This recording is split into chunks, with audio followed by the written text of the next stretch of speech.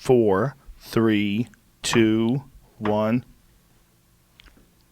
Hello, Bari. Hi, Joe. And now we're live. Thanks for doing this. Appreciate it. Thanks for having me. It's very fortuitous. Your timing comes right in the middle of this big hubbub about this Native American elder and this young boy with one of those stupid fucking red hats on. Yep.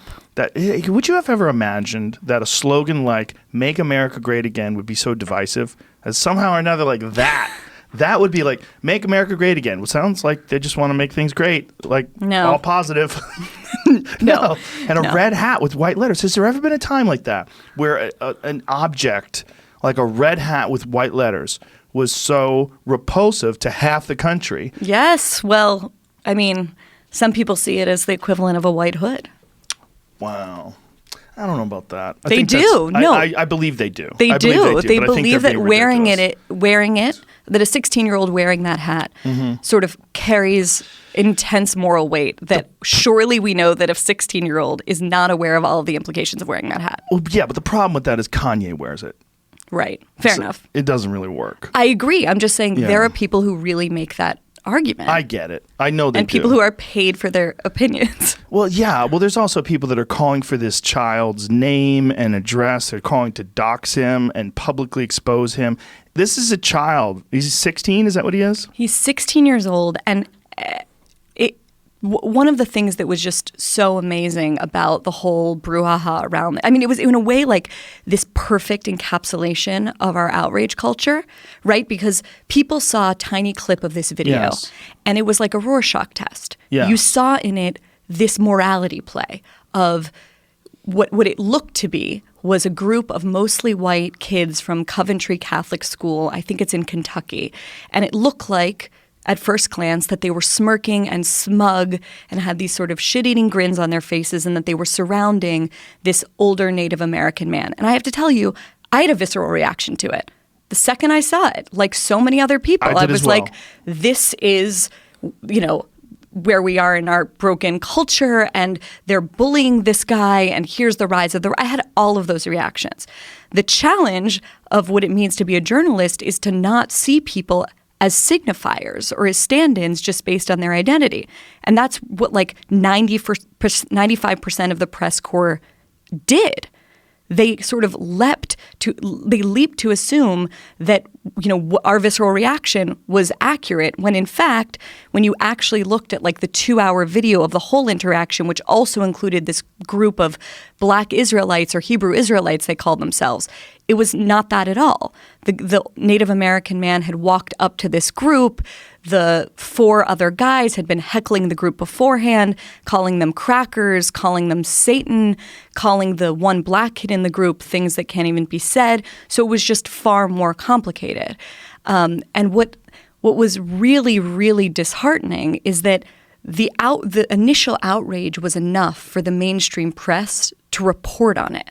Like, Twitter has kind of become almost an assigning editor for places like the New York Times and the Washington Post and the Wall Street Journal. And then when the actual truth of the thing comes out, when we move past the outrage cycle, they have to sort of write the follow-up story to the fake outrage to begin with. Defending the fake outrage instead of backing up and saying, we made a mistake. Right. Some people said that they made a mistake. That's wonderful. That's a good sign. Yes. It really is. But one of the things that was so horrifying was that people that are supposed to be adults, people with blue check marks on Twitter, were saying things like, this is the face of white patriarchy, this 16-year-old kid. Or what Reza Aslan said. Yeah, or Reza Aslan said, have you ever seen a more punchable face? Kathy Griffin was saying, I need names, shame him, dox him. How do these people not understand the implications of that? So what happened over the weekend was that the, sleuthy detectives on Twitter found a kid who they thought was the kid in the video, wasn't actually the kid. So there's the actual kid who was doxxed, the family was harassed, everything that we now know happens in these outrage cycles. But then there was another kid who looked suspiciously like him, who was not him at all, whose family, there was an amazing and heartbreaking Twitter thread about it, whose family was in the middle of a family wedding. And they had to spend their whole weekend fighting off these mobs who were trying to destroy them. And it wasn't even the kid in the video. I mean, that is really horrifying to me, that that's where we are.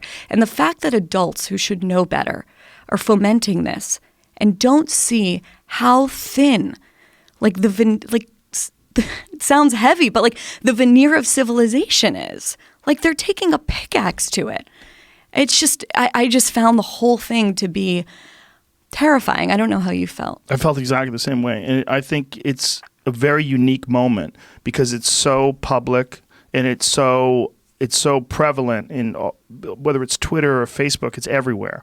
And it sort of embodies everything that's wrong with a lack of nuance and with people taking one side versus the other and sticking with it, with not confronting their own personal biases, with looking at these things through the eyes of this is the enemy, I'm on the good side, they're on the bad side, yes. Let's get them. And also this distorted idea of what it takes to be violent.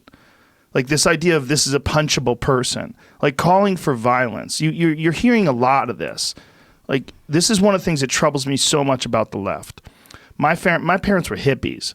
I grew up when I was a little kid. We lived from the age of 7 to 11 in San Francisco during the Vietnam War. While the Vietnam War was ending, I was living in the middle of the hippie world. I always felt that people on the left were like these well-read, kind, compassionate people. But somewhere along the line, within the last few years, people on the left are calling for violence. This is very confusing to me. And it's this frivolous social media call for violence. It's not an in-person, be there, boots on the ground call for violence. It's a very strange call for violence. Punch Nazis. I'm hearing this all the time. Because it's... Right. Because it's... Sorry, go ahead. What I'm going to say is, what is a Nazi?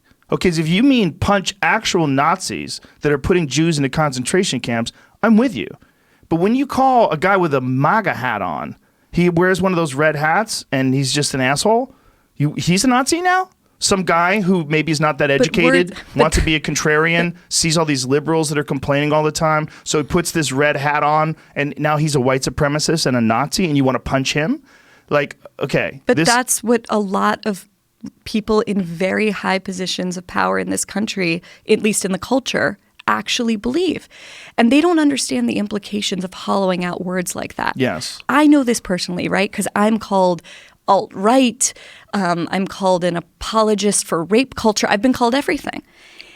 I'm a centrist, okay? I'm a Jewish, center-left on most things person who lives on the Upper West Side of Manhattan and, is super socially liberal on pretty much any issue you want to choose. If I'm alt-right, what words do we have left for people that actually are that? Exactly. What words do we have left for people who actually are part of a sort of racist blood and soil nativism that's rising in this country and around the world that should terrify people that are using that language in the sloppiest of ways? Yes. I really don't think they're seeing the implications of it.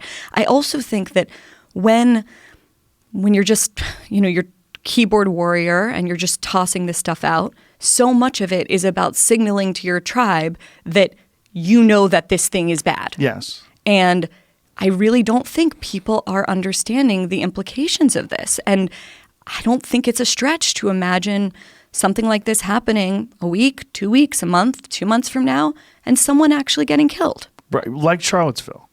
I mean, very, very similar to what happened there. This kind of, when that guy drove over those protesters, the ramping up of the dialogue on both sides, the rhetoric, the violent talk, it's so disturbing and so unnecessary, especially when it's disingenuous, like calling someone like you alt-right. Or me. I get called alt-right adjacent. That's when I hear that one all the time. Me too. I go left on everything, basically except guns. There's a few things. Right, and I'm like, repeal the Second Amendment. Yeah, right. But I do think that there should be some restrictions for gun use, just like I think there should be restrictions for car use. I actually think there should be testing for guns, and you should have to go. Look, you have to go through you have to take driver's ed to get a car license. How come you don't have to do any? You don't have to do anything to get a gun. Like if you're not a criminal, you just get a gun. Like, you don't have to know how to take care of it and clean it and safely handle it. You don't have to know the ethics of use. You don't have to know anything. Oh, no, it's insane. I mean, and I just spent 6 weeks in Australia where they had basically one major massacre 20 years ago. And then I forget who it was. We could look it up. But, Prime Minister, conservative, got rid of guns. Yes. Everywhere in the country. Yeah. They think we're insane and psychotic the way that we live. Well, we're definitely weird. The thing also, one other thing that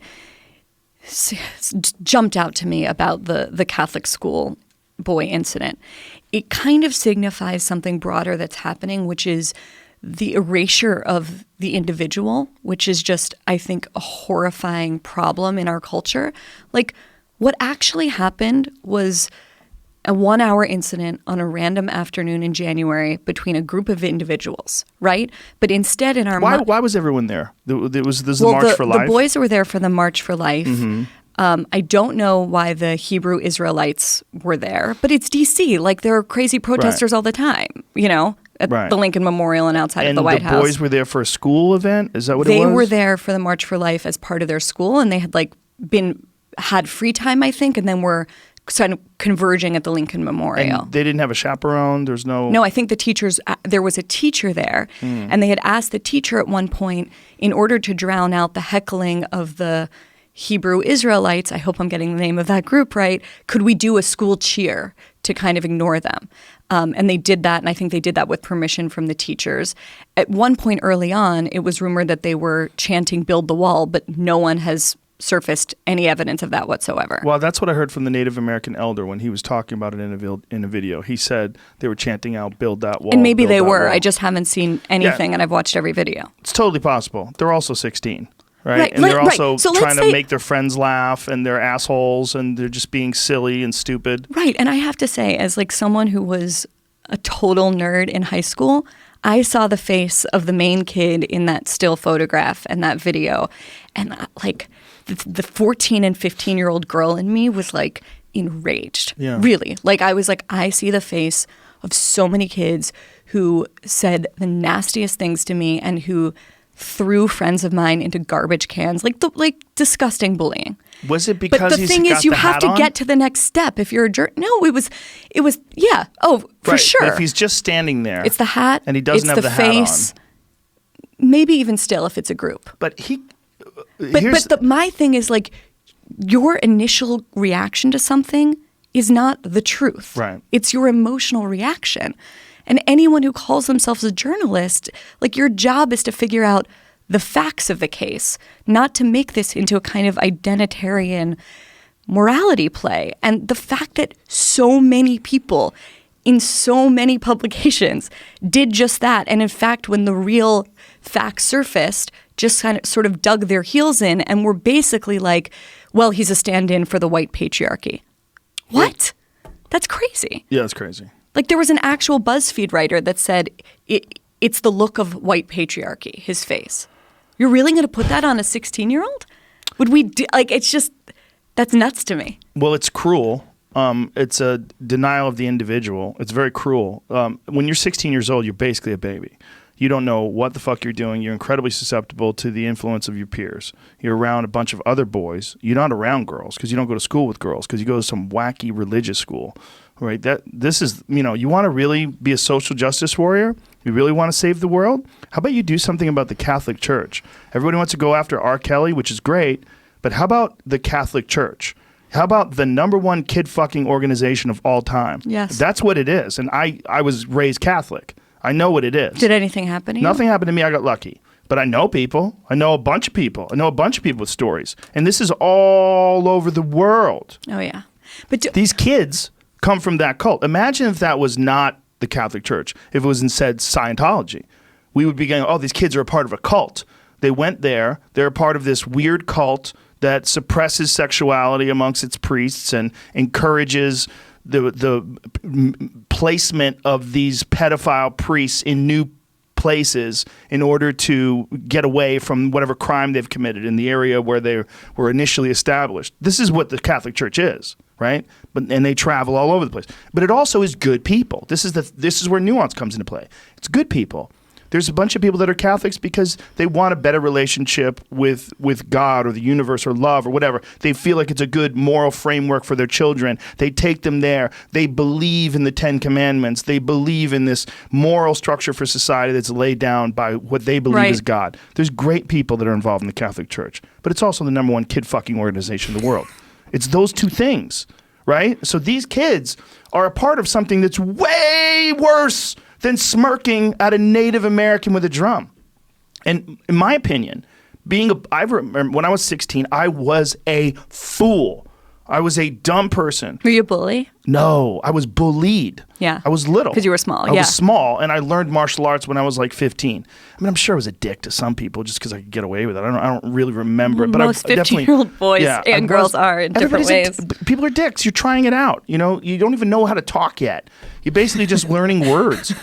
And this kid, with this guy beating the drum inches from his face, he handled it, I believe, way better than I would. I don't think I would have. You might have walked away. I mean, I don't think so. Really? No, I don't think so. Not when I was 16. Problem when I was 16, also I was competing. I was doing a lot of martial arts events, so maybe I would have kept it together better than I'm thinking I would have.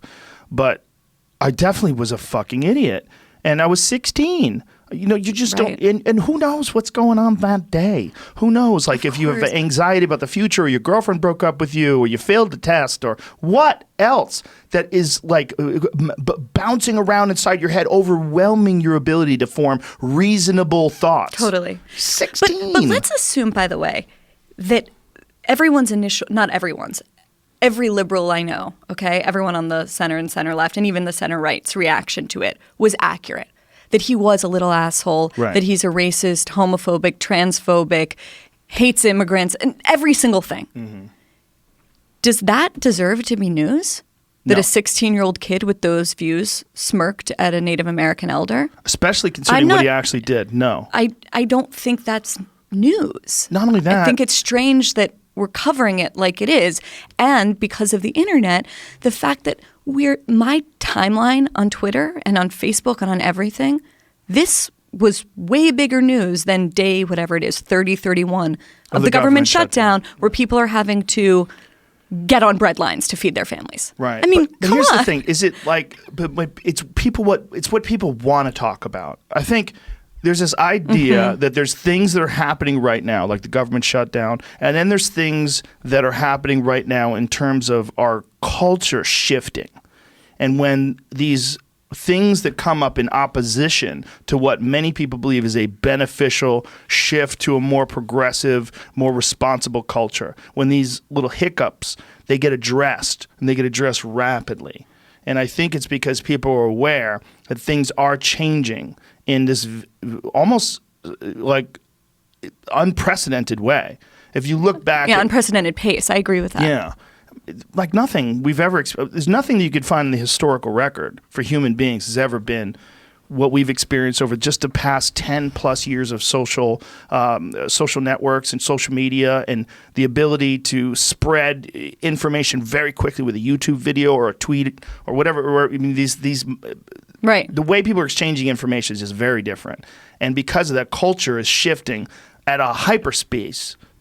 It's just turbocharged for sure. So I think when something comes up that we think is like, there's one, get it. Exactly. But it's not logical. It's like road rage. You know why you get road rage? One of the reasons? Because you're going fast. Okay, you're in a car and you're nervous. Your heightened senses, so anything that happens, it gets magnified. Like someone's, you this motherfucker in my lane. Yes. Fuck you, honk, honk. Because you're already jacked up to 8 because you're in a car going 60 miles an hour. Wait, Twitter does that emotionally Twitter's for us. doing that. 100%. And social media is doing that. Life is doing that. So when something like this comes up, this rapid pace of change, which is almost impossible to keep up with, right? With the news cycle and this constant wave of change and information. So when something comes up, people are road raging on this kid. Totally. That's why we just have to, I mean, there's lots of things to say, but one thing is just continue to insist on truth and facts. Yes. And not allowing people to be stand-ins for a group. You're not a stand-in for anyone.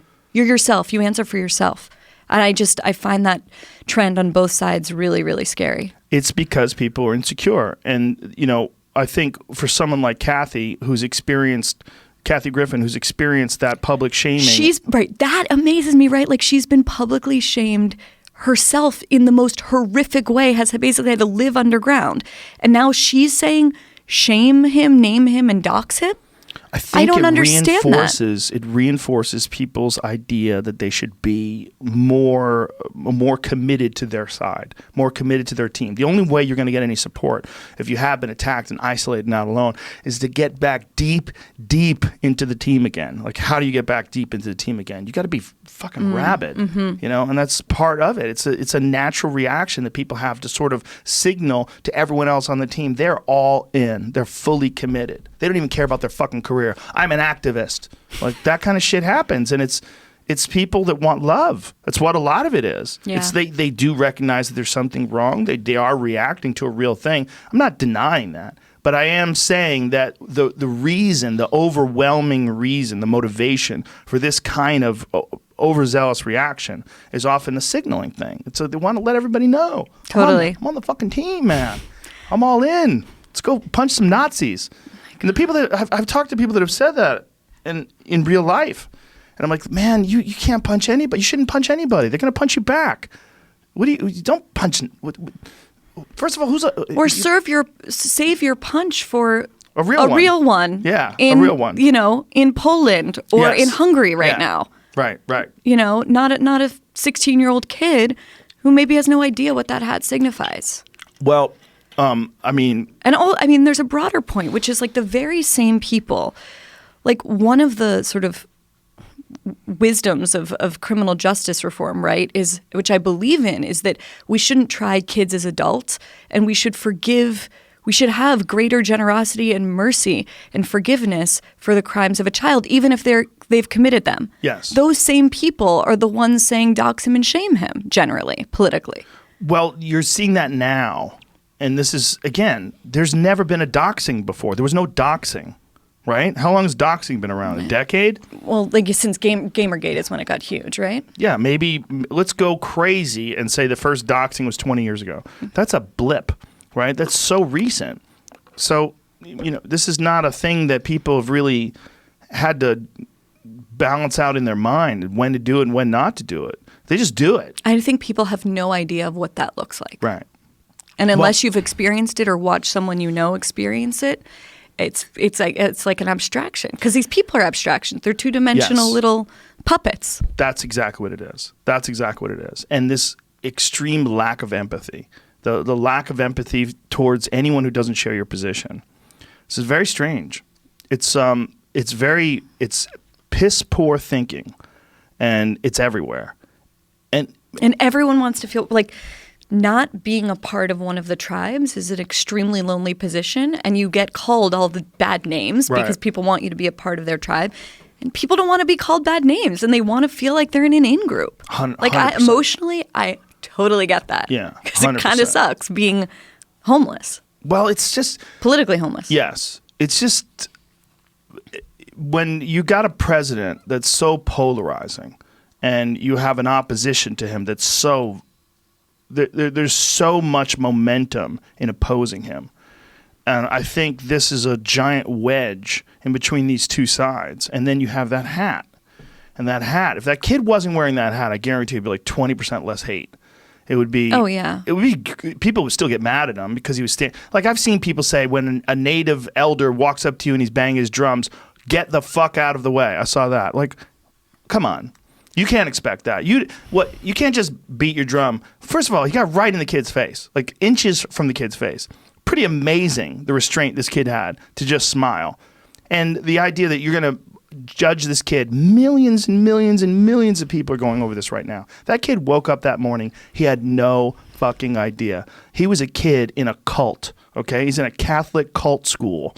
And he's going to some weird thing, some March for Life where people are trying to kill babies. We got to stop him from killing babies, right? And he goes there, and there's black Israelites calling him the faggots, and there's all these people calling him names, and then all of a sudden this guy's beating a drum in front of his face, and we're supposed to dox this kid now because he smirked. Yeah. That's a crazy an impossible lack of empathy. It's impossible to defend. Like, unless you hate boys, unless you hate all boys, because boys are dumb. Like 16-year-old boys are almost universally dumb. They all grow up to be men. Some of those men will be your best friend. Some of those men will be amazing. Some of those men you'll be so happy to see. When you see him, you give him a big hug. Okay, that's me. Right. That's me. I was a stupid fucking 16-year-old. Right. And I'm a man now, and I try to be as nice as I can to everybody. I go way out of my way to be a kind person. That could be that kid too. Like, what you're doing is not good for anybody. It's not good for society to take this trend and run with it. And this is what people do now. You know, you dock 16-year-olds. And it turbocharges the right. Like, that's Yes. what I think people are not quite understanding, that dynamic. That Yes. if you're someone who, you know, is frustrated with Trump and is maybe moving to the middle and, you know, imagine that person. It's easy to imagine. Yeah. Then you see this and you're like, I don't want those people being in charge of me. I don't want those people running the government. Yes. I mean, that's the like visceral reaction. I don't think they're understanding the like implications of what they're doing. I don't think they understand. Maybe they do. Maybe they do. No, there's no mastermind behind this. There's no, no I don't mean a understanding. mastermind, Right, but I don't like- think they do understand their implications. When you have a spectrum, right, the far right and the far left, they have a very similar reaction as they drive a person to the other side. The person that sees the far right and sees repulsive racism and bigotry, that, you know, build that wall, fuck these Mexicans, fuck those little kids, they should have known better, they're all illegals. That kind of person, that pushes people towards progressivism. It pushes people towards much more liberal, even socialist ideologies. Like, fuck that grossness. And the same thing could be said for someone like, I'm going to send you something, Jamie. This is a real poster that Antifa is sending. They were putting on walls and fence posts and shit in the Pacific Northwest. And it's actually kind of hilarious because it's so stupid. How do I see it? I'm gonna send it to Jamie, Oh, cool. and Jamie's gonna put it up on the screen here. But it says, oops, wrong Jamie. Sorry, Jamie Kilstein. Here you go, buddy. I just sent it. It says, when you date a white, it's not all right. And it's like, Oh my God. It's telling people to not date white people. Propagation of whites is propagation of hatred, oppression, Yes. homophobia, sexism, transphobia, racism, and ableism. Now, if I was So are we supposed to Yes. sterilize white people? there it is. We can see it up on the big screen, so it's even Cool. grosser. That's because it's large. awesome. But see, Jesus. this is the thing. Racism is terrible, right? So how do you stop racism? Well, racism can only be perpetrated by white people. Oh, well, the problem is white people. We got to stop white people. Well, now you're racist. Like, you're literally being racist to stop. Is this really everywhere? I've never seen this. Well, people are finding it and posting it online. Oh my God. And someone sent it to me. I don't know if it's everywhere. It's probably just one asshole, right? Do you see but the person exists, right? That person exists, and they think they're a progressive. Do you see the cold civil war that we're in this country becoming a Yes. hot one? No, I hope not. That's why I worry Like, about where this does punch this go? stuff. Where does this go? No one knows. If we did, we could make a lot of money in the stock market. This is why I'm concerned, especially because I understand violence a lot better than most people do. You can't just say, go punch people. When Reza Aslan says, have you seen a more punchable face? That is so fucking dangerous because you're almost saying, go punch this kid. I saw someone else, I accidentally favored something. I didn't mean I to hope you favor it. unfavored it. I did. Someone pointed to me, and I'm just lucky that I looked at it because I normally don't even read comments, but somebody pointed out that I favored a really preposterous tweet that said, it said, the reply from the school was pathetic and impotent. Name these kids. Oh, that's Kathy Griffin. Here's the one. It said, this guy said, God damn it. I can't find it. He was basically saying no need to. Here it is. A face like that never changes. This image will define his life. Oh, no one my- need. No one need ever forgive him. And this is a person with a blue check mark by their name. No one need ever forgive him. A face like that defines his life. That is virtual signaling in the most toxic form. It's so dangerous also to like- think like that. The idea that I'm sorry, I was trying to. No, it's okay. The idea that people cannot change crazy. and are irredeemable Right. is crazy. Cancel culture. I was talking about this with Kanye. honestly. We were talking about cancel culture. When was he on the show? We were talking about it in person. Oh, okay. On the phone. Okay, He's Joe. going to be on the show. Okay, cool. Allegedly. He's a little nervous about it. I'd like to see him with the samurai sword posing in front of I think he would go with the American Elon flag. Musk gun. Yeah, you're probably I right. looked up that poster. It was first posted over 2 years ago, and it supposedly is like a troll. Oh, Yeah. Oh, God. that makes sense. Yeah. Okay, good, but this good, is good. the world where it's hard to find what's a troll and what's not. What I was going to say that if I was cynical, I would say that if I was a person who's like far right, Exactly, I would you'd put that up, of course. just to fuck with these people and to sweep people. I mean, it's basically like some CIA psyops type shit. You know, I mean, this is, but we're so through the looking glass here that like that post that I just read you, that's a real post about this guy is unredeemable.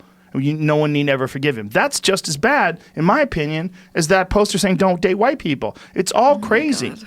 You're depressing me. No, no. Be depressed. I'm But here's just the like, thing. you have to like fight. I have to fight this feeling of despair. You have to, like, I find myself fighting it because the basic, like some like basic virtues, right? That Yes. used to be normal, right? Like civility, right? Civility has now become, for some people, a code word for like complicity with Nazism. Like if you're civil and you believe in civility and you believe in, you know, treating people decently and with giving them the benefit of the doubt, like that word itself has become a code or a signal in a negative way. Empathy, like doubt, even saying it, I don't know. You know, I just, these basic virtues seem to have been like swept away. And I don't know Yeah. when they got lost. Well, a key ingredient for sure, the thing that hardened the epoxy was Trump. I think these trends are going in that direction anyway, but he capitalized on that. You know, he's a very smart manipulator. I mean, he knew how to capitalize on that. I mean, this chant of build that wall, it's not an accident that that's something that he concentrates on. And it's not just that it's they're in a political battle right now, because if they get him to back down off the wall, then, you know, he looks like a loser when 2020 comes around. He looks less powerful to all his people. There's that for sure, but there's also this. He's so egregious, like everything. He's so that guy. Well, he's gotten rid of all the guardrails. Yeah. Like he's broken the dam. My question, like thinking about how we're going to get beyond this, is how do we build it back? Because he's broken something, or he's signifying the fact that it was broken, one or the other. I think that he was both a symptom of something that was broken that we didn't recognize, and now he's further catalyzed that brokenness. Well, I think both sides have to recognize that the other side has some points. That's one thing. And then I think we also have to treat ourselves like we're all a family and we're all on a big team, because that's what we really are. If we really are the United States of America, I mean, what is a country? I mean, if anything, we're supposed to be a team. The idea that we're separated and we're two teams in this one team, the real differences in terms of like who gets elected, like how it's going to affect your life, involve business, involve some social policies, involve some things, but the way we interact with each other on a day-to-day doesn't involve that at all. That has to be fixed first. The way we think about each other on a day-to-day basis. There used to be a time where you could have a conservative friend and you could be a liberal and you could be a fucking long-haired hippie guy, and as long as you were a good, hard-working person who didn't let their lawn go crazy, your next-door neighbor who was like a Goldwater Republican would talk to you. Totally. And you would go, how's it going, Mike? What's going on with the, oh, you know, guys at the force are trying to put together this case and this and that. And, you know, a professor could live right next to a cop and they would be friends, and one would be conservative and one would be liberal, and they would make fun of each other a little bit and rib each other a little bit. And that would be the end of it. That would be it. It wouldn't be this civil war that we're experiencing right now. Right now, just verbal, and hopefully it stays that way. But it's confusing. It's confusing because there's a frustrating lack of empathy. That when I look at human beings and when I look at people that aren't seeing what everyone else is seeing, or they're not seeing things objectively and they're irrational and overly emotional, I always assume there's something else they're running from. I always assume. When I see someone lashing out and insulting everyone around them, I always assume it's not the people around them. It's something internal. There's something, maybe some existential angst that they're fighting against, some realization of the futility of life, whatever the fuck it is. I mean, Totally. We're finite organisms. Yes. Playing this game as if it lasts forever. and accumulating stuff as if it's going somewhere with you, like it's going to get in that wooden canoe and the god Ra is going to take it with you in the afterlife. It's nonsense. And somehow or another we know this, and especially as people get older, they seem to push it further and further in the back of their mind, and they get more and more ideologically based. They're less open-minded. They're less open to nuance. It's very rare to see a 65-year-old guy switch parties. Yeah, that's right. You become calcified. You become that guy, you know? The uncle. Yeah, that fucking asshole uncle that has a couple of drinks in him and starts talking about the gays, you know, and this and that and all the things that are wrong with our culture, the sodomites. You know, people start talking crazy. I've never heard that at a Thanksgiving dinner, thank God. I haven't either, thank God. But I think there's a few things that could help us. One, I think, is just time. Realizing that these stupid fucking blow-ups over this kid and the discussion that comes afterwards, hopefully some of this will settle down. We're allowed to have disagreements. We're allowed to have opinions about how these kids should have behaved. We're allowed to have ideas in our minds about how you would behave if you were that kid. But I don't think you're allowed to dox him. I don't think you're allowed to even say that. I don't think you're allowed to say that you want to punch him. I think that's a fool. That needs to become socially unacceptable to do that. Yeah, you need to be checked for that, because that's you know when someone says things like Reza Aslan, who's punched him? Anybody punch you, buddy?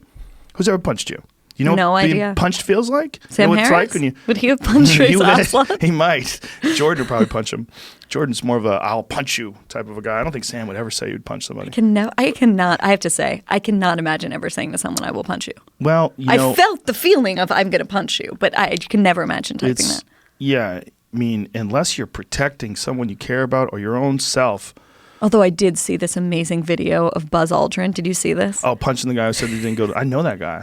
That guy, Bart Seabrill, that he punched. I went to dinner with that guy. You know a moon landing denier? Oh, yeah. I mean, I know you know Alex Jones. I used to be a moon landing denier. I used to believe totally that we never went to the moon, because there was a documentary that came on Fox. Yes, trust me. No, Fox, I didn't Google you hard enough before I came on. In the 1990s, Fox had a show called Conspiracy Theory: Did We Go to the Moon? And they aired it on television prime time, and they got me hook, line, and sinker. And for years, I believed that we didn't go to the moon. What changed you?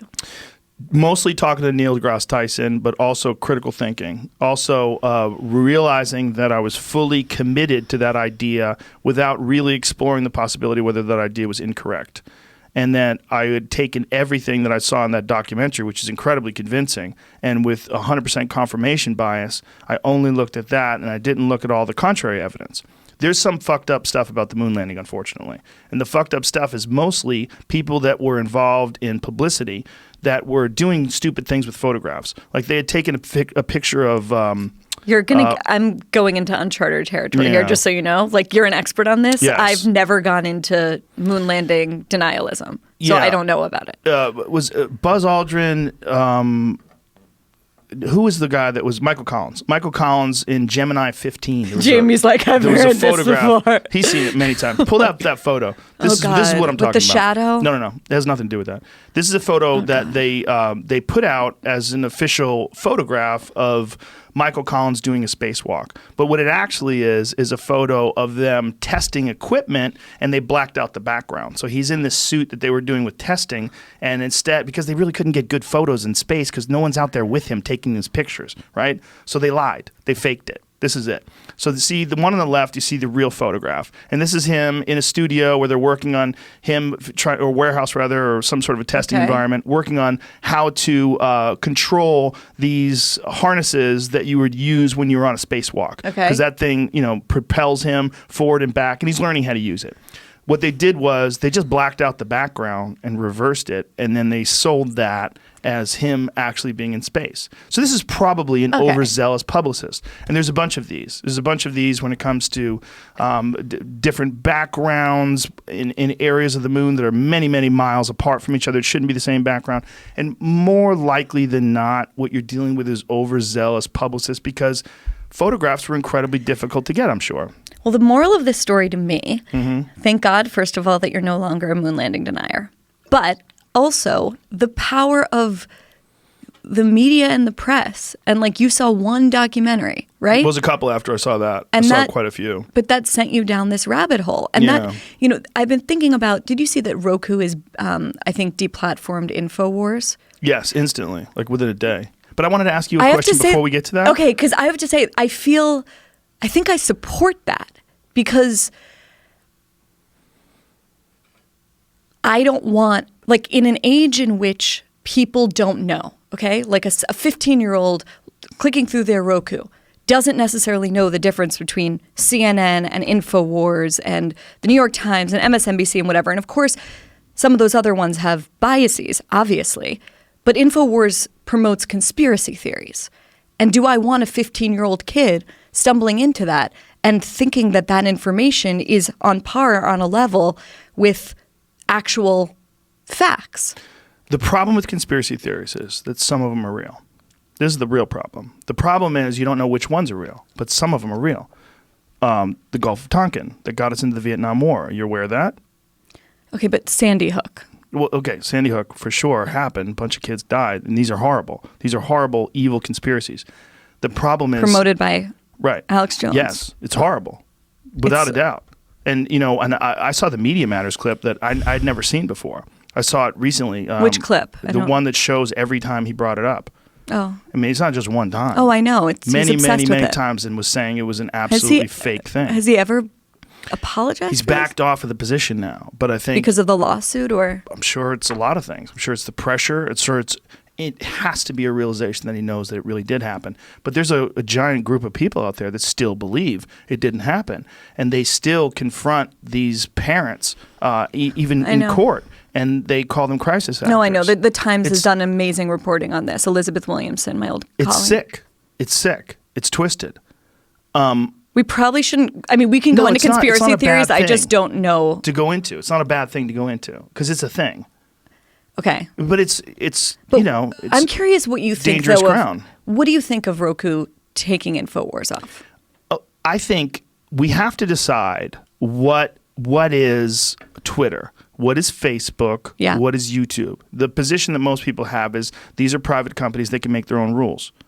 This is just like CBS deciding that if you use, if you drunkenly yell the N-word out at a black police officer, that they don't want you as a newscaster anymore. Yeah. That's a public or a private company that can make these distinctions. If you take a position, an anti-Semitic position publicly, they can decide, look, we don't want you on the air anymore. And then there's other people that think freedom of speech in this form is so important, and that the answer to bad ideas is not stopping those ideas, it's good ideas. It's good ideas confronting those ideas, and you see it all work itself out. That's the other side of the coin. That's the other side of the argument. The argument that we should treat, whether it's Twitter or YouTube or any of these social media platforms, as a public utility, and that you should be able to distribute information. The real problem is with all of this is that it's very messy. This is a nuanced issue. There's a lot going on because when you do decide to deplatform someone for having an awful position and spreading a false conspiracy about that, most people are going to agree with you. But the question is, does it stop there? Exactly. And does it move on to you are a person who believes in white nationalism? What does that mean? Well, I believe that black pride is fine, but I also believe white pride is fine. What about those people? Where do we go with them? Right. Then it gets slippery. What about the alt-right adjacent people? Yeah, alt-right adjacent. I totally what get about it. people that have given the alt-right a platform? What are they a part of the problem now? Should we deplatform them? I mean, this is one of the things that there was a paper that someone had put together, an article. It was this data and society thing? Hilarious. Where it's like Yeah. everyone has this very bizarre connection. It's 6 degrees of Kevin Bacon, Yes, basically. exactly. And but they're using it in terms of Like- the way the connections is almost if it's scientific data. Well, they would basically say of you or of someone like. Well, they did say you're- of me. They said of you, you're a Yes. gateway to the alt-right? Yes. Yeah. So what I said is Barbara Walters interviewed Castro. Does that make her a communist? Right. Exactly. What the fuck are you talking about? Exactly. I'm pretty left. Like, just ask me questions. Like, if you want to know, I'm not going to hide my positions on things from you. I'm very open. Obviously, I told people I used to believe the moon landing was fake. I'll tell you all the stupid shit I believed. But the question with this is, why do people want that? Because it's simple and easy. Just get rid of them, punch the Nazis. It's lazy, stupid people thinking, and they're thinking publicly, and they represent a progressive viewpoint with their lazy, stupid thinking. It's not that progressivism and that progressive viewpoints are bad. It's that lazy, stupid thinking in applying a progressive viewpoint is bad. It's not even that socialism is bad. I've been thinking a lot about socialism lately in terms of like, what is the point? If we get to a certain point and then our heart stops beating and we die, and you left behind $18 billion to your kids because you were the ultimate capitalist and you went hog wild, that's a fool's path. That is a nonsense path. Like, why did you do that? Like, why didn't you try to use that money, this insane amount of wealth, and have this massive impact on the populace? Why didn't you try to figure out some way? Well, it would be your choice too. Right, it wouldn't be your choice too. But what if... And it can be your choice to be Bill Gates right now. But what if Bill Gates is doing that in a lot of ways? With some of the money. Got a lot of fucking money.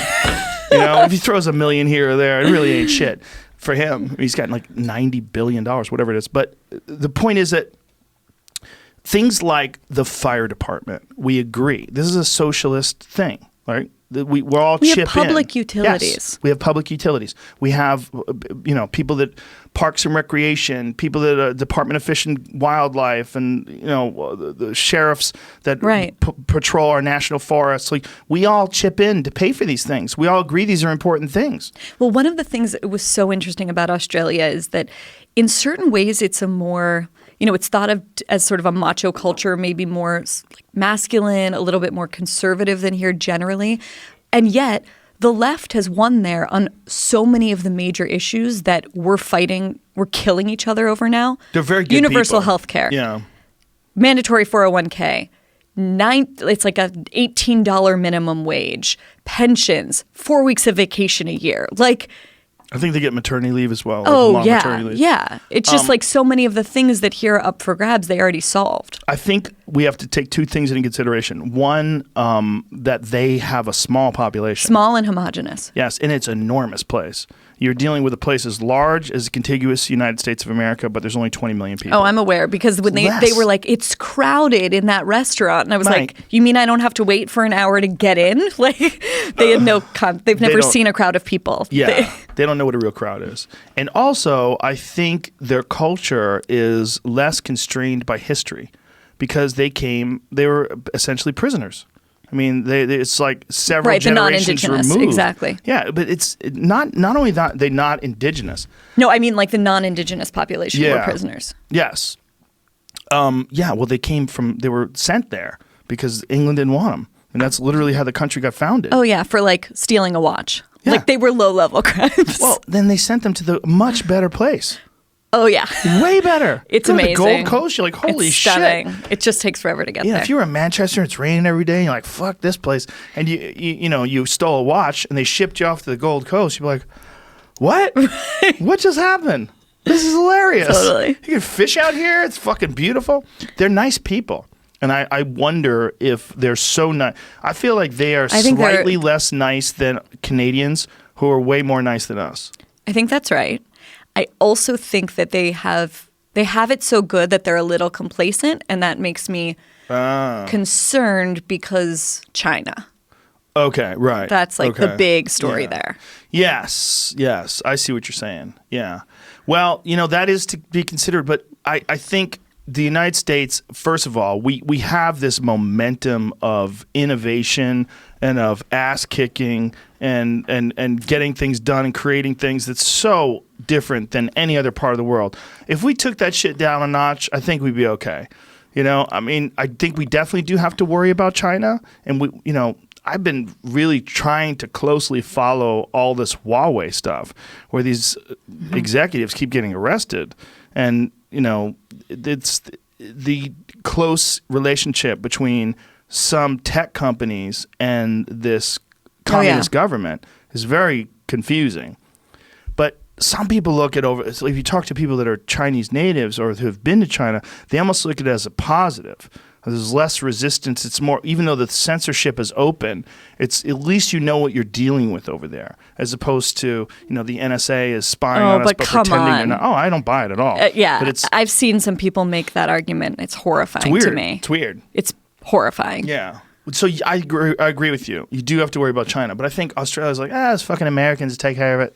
That's how they think. Sort of, yeah. Except like their situation is that they're enormously dependent on China economically, and they love having that money, but they seem to be a little bit like sleepwalking through history and not. At least some people that I spoke to, but that's the real story in Australia is China. Yeah. Well, I think when you're not a military might, you're not like one of the big players. You're kind of like sitting back watching. Because what are we going to do? Like, what if Australia decides to ramp up its defense budget by 5,000% over the next 10 years and develop a crazy arsenal of weapons and super soldiers and shoot them all up with steroids and give them exoskeletons and get ready to go to war, start building bunkers, right, and freak the rest of the world out? I mean, and take this like North Korea with money approach to the world. I mean, what do you mean North Korea with money? Well, North Korea is basically like this scary spot that nobody wants to invade, even though we know that there's a military dictatorship there. They have because they have nuclear weapons. Yeah, they have nuclear weapons. They have a madman who's in control. They have people that escape with horrific stories. And we have a president who talks about them as if they're sort of a normal country. Yeah. Well, the weird thing is like he might be able to sit down with them and actually talk to them. His unconventional approach might actually lead to some sort of communication at least, which is better than nothing, I guess. But if I don't mean like in North Korea, like they take over the country and imprison its people. I mean like they become kind of dangerous and sketchy and small. Like North Korea is not a military power like in terms of like the way the Soviet Union is, where they could take over the world. But they're scary. No, but they're untouchable, and that's scary. Exactly. If Australia became that, then I think we'd have a totally different attitude about Australia. Yeah, no, Australia, we don't need. Yeah, Australia's just laid back and they're like, Americans will take care of it. And then we're over here building fucking walls and shooting missiles. I would imagine it would be really weird to watch us from afar.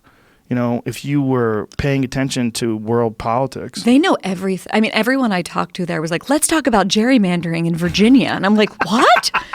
Like, what? What are you saying? It's kind of like they you have to pay obsessively attention. follow what's going on here in a way that I found kind of amazing. Like genuinely, actually gerrymandering in Virginia. I was like, what? I would move over there. Don't you have news going on over here? A lot, but the answer is sort of no. Yeah. Comedians move over there. They move over there and become huge in Australia. Shout out to my friend Arj Barker. He's out there. He's huge, gigantic over there. Like a lot of people don't know him here in Australia. He's like Jerry Seinfeld. Huge, enormous. Right. Sells out huge auditoriums. But that's because when a giant American celebrity comes over, they're just going to sell out everything. Because that's the only game in town, no? He's not a giant American celebrity.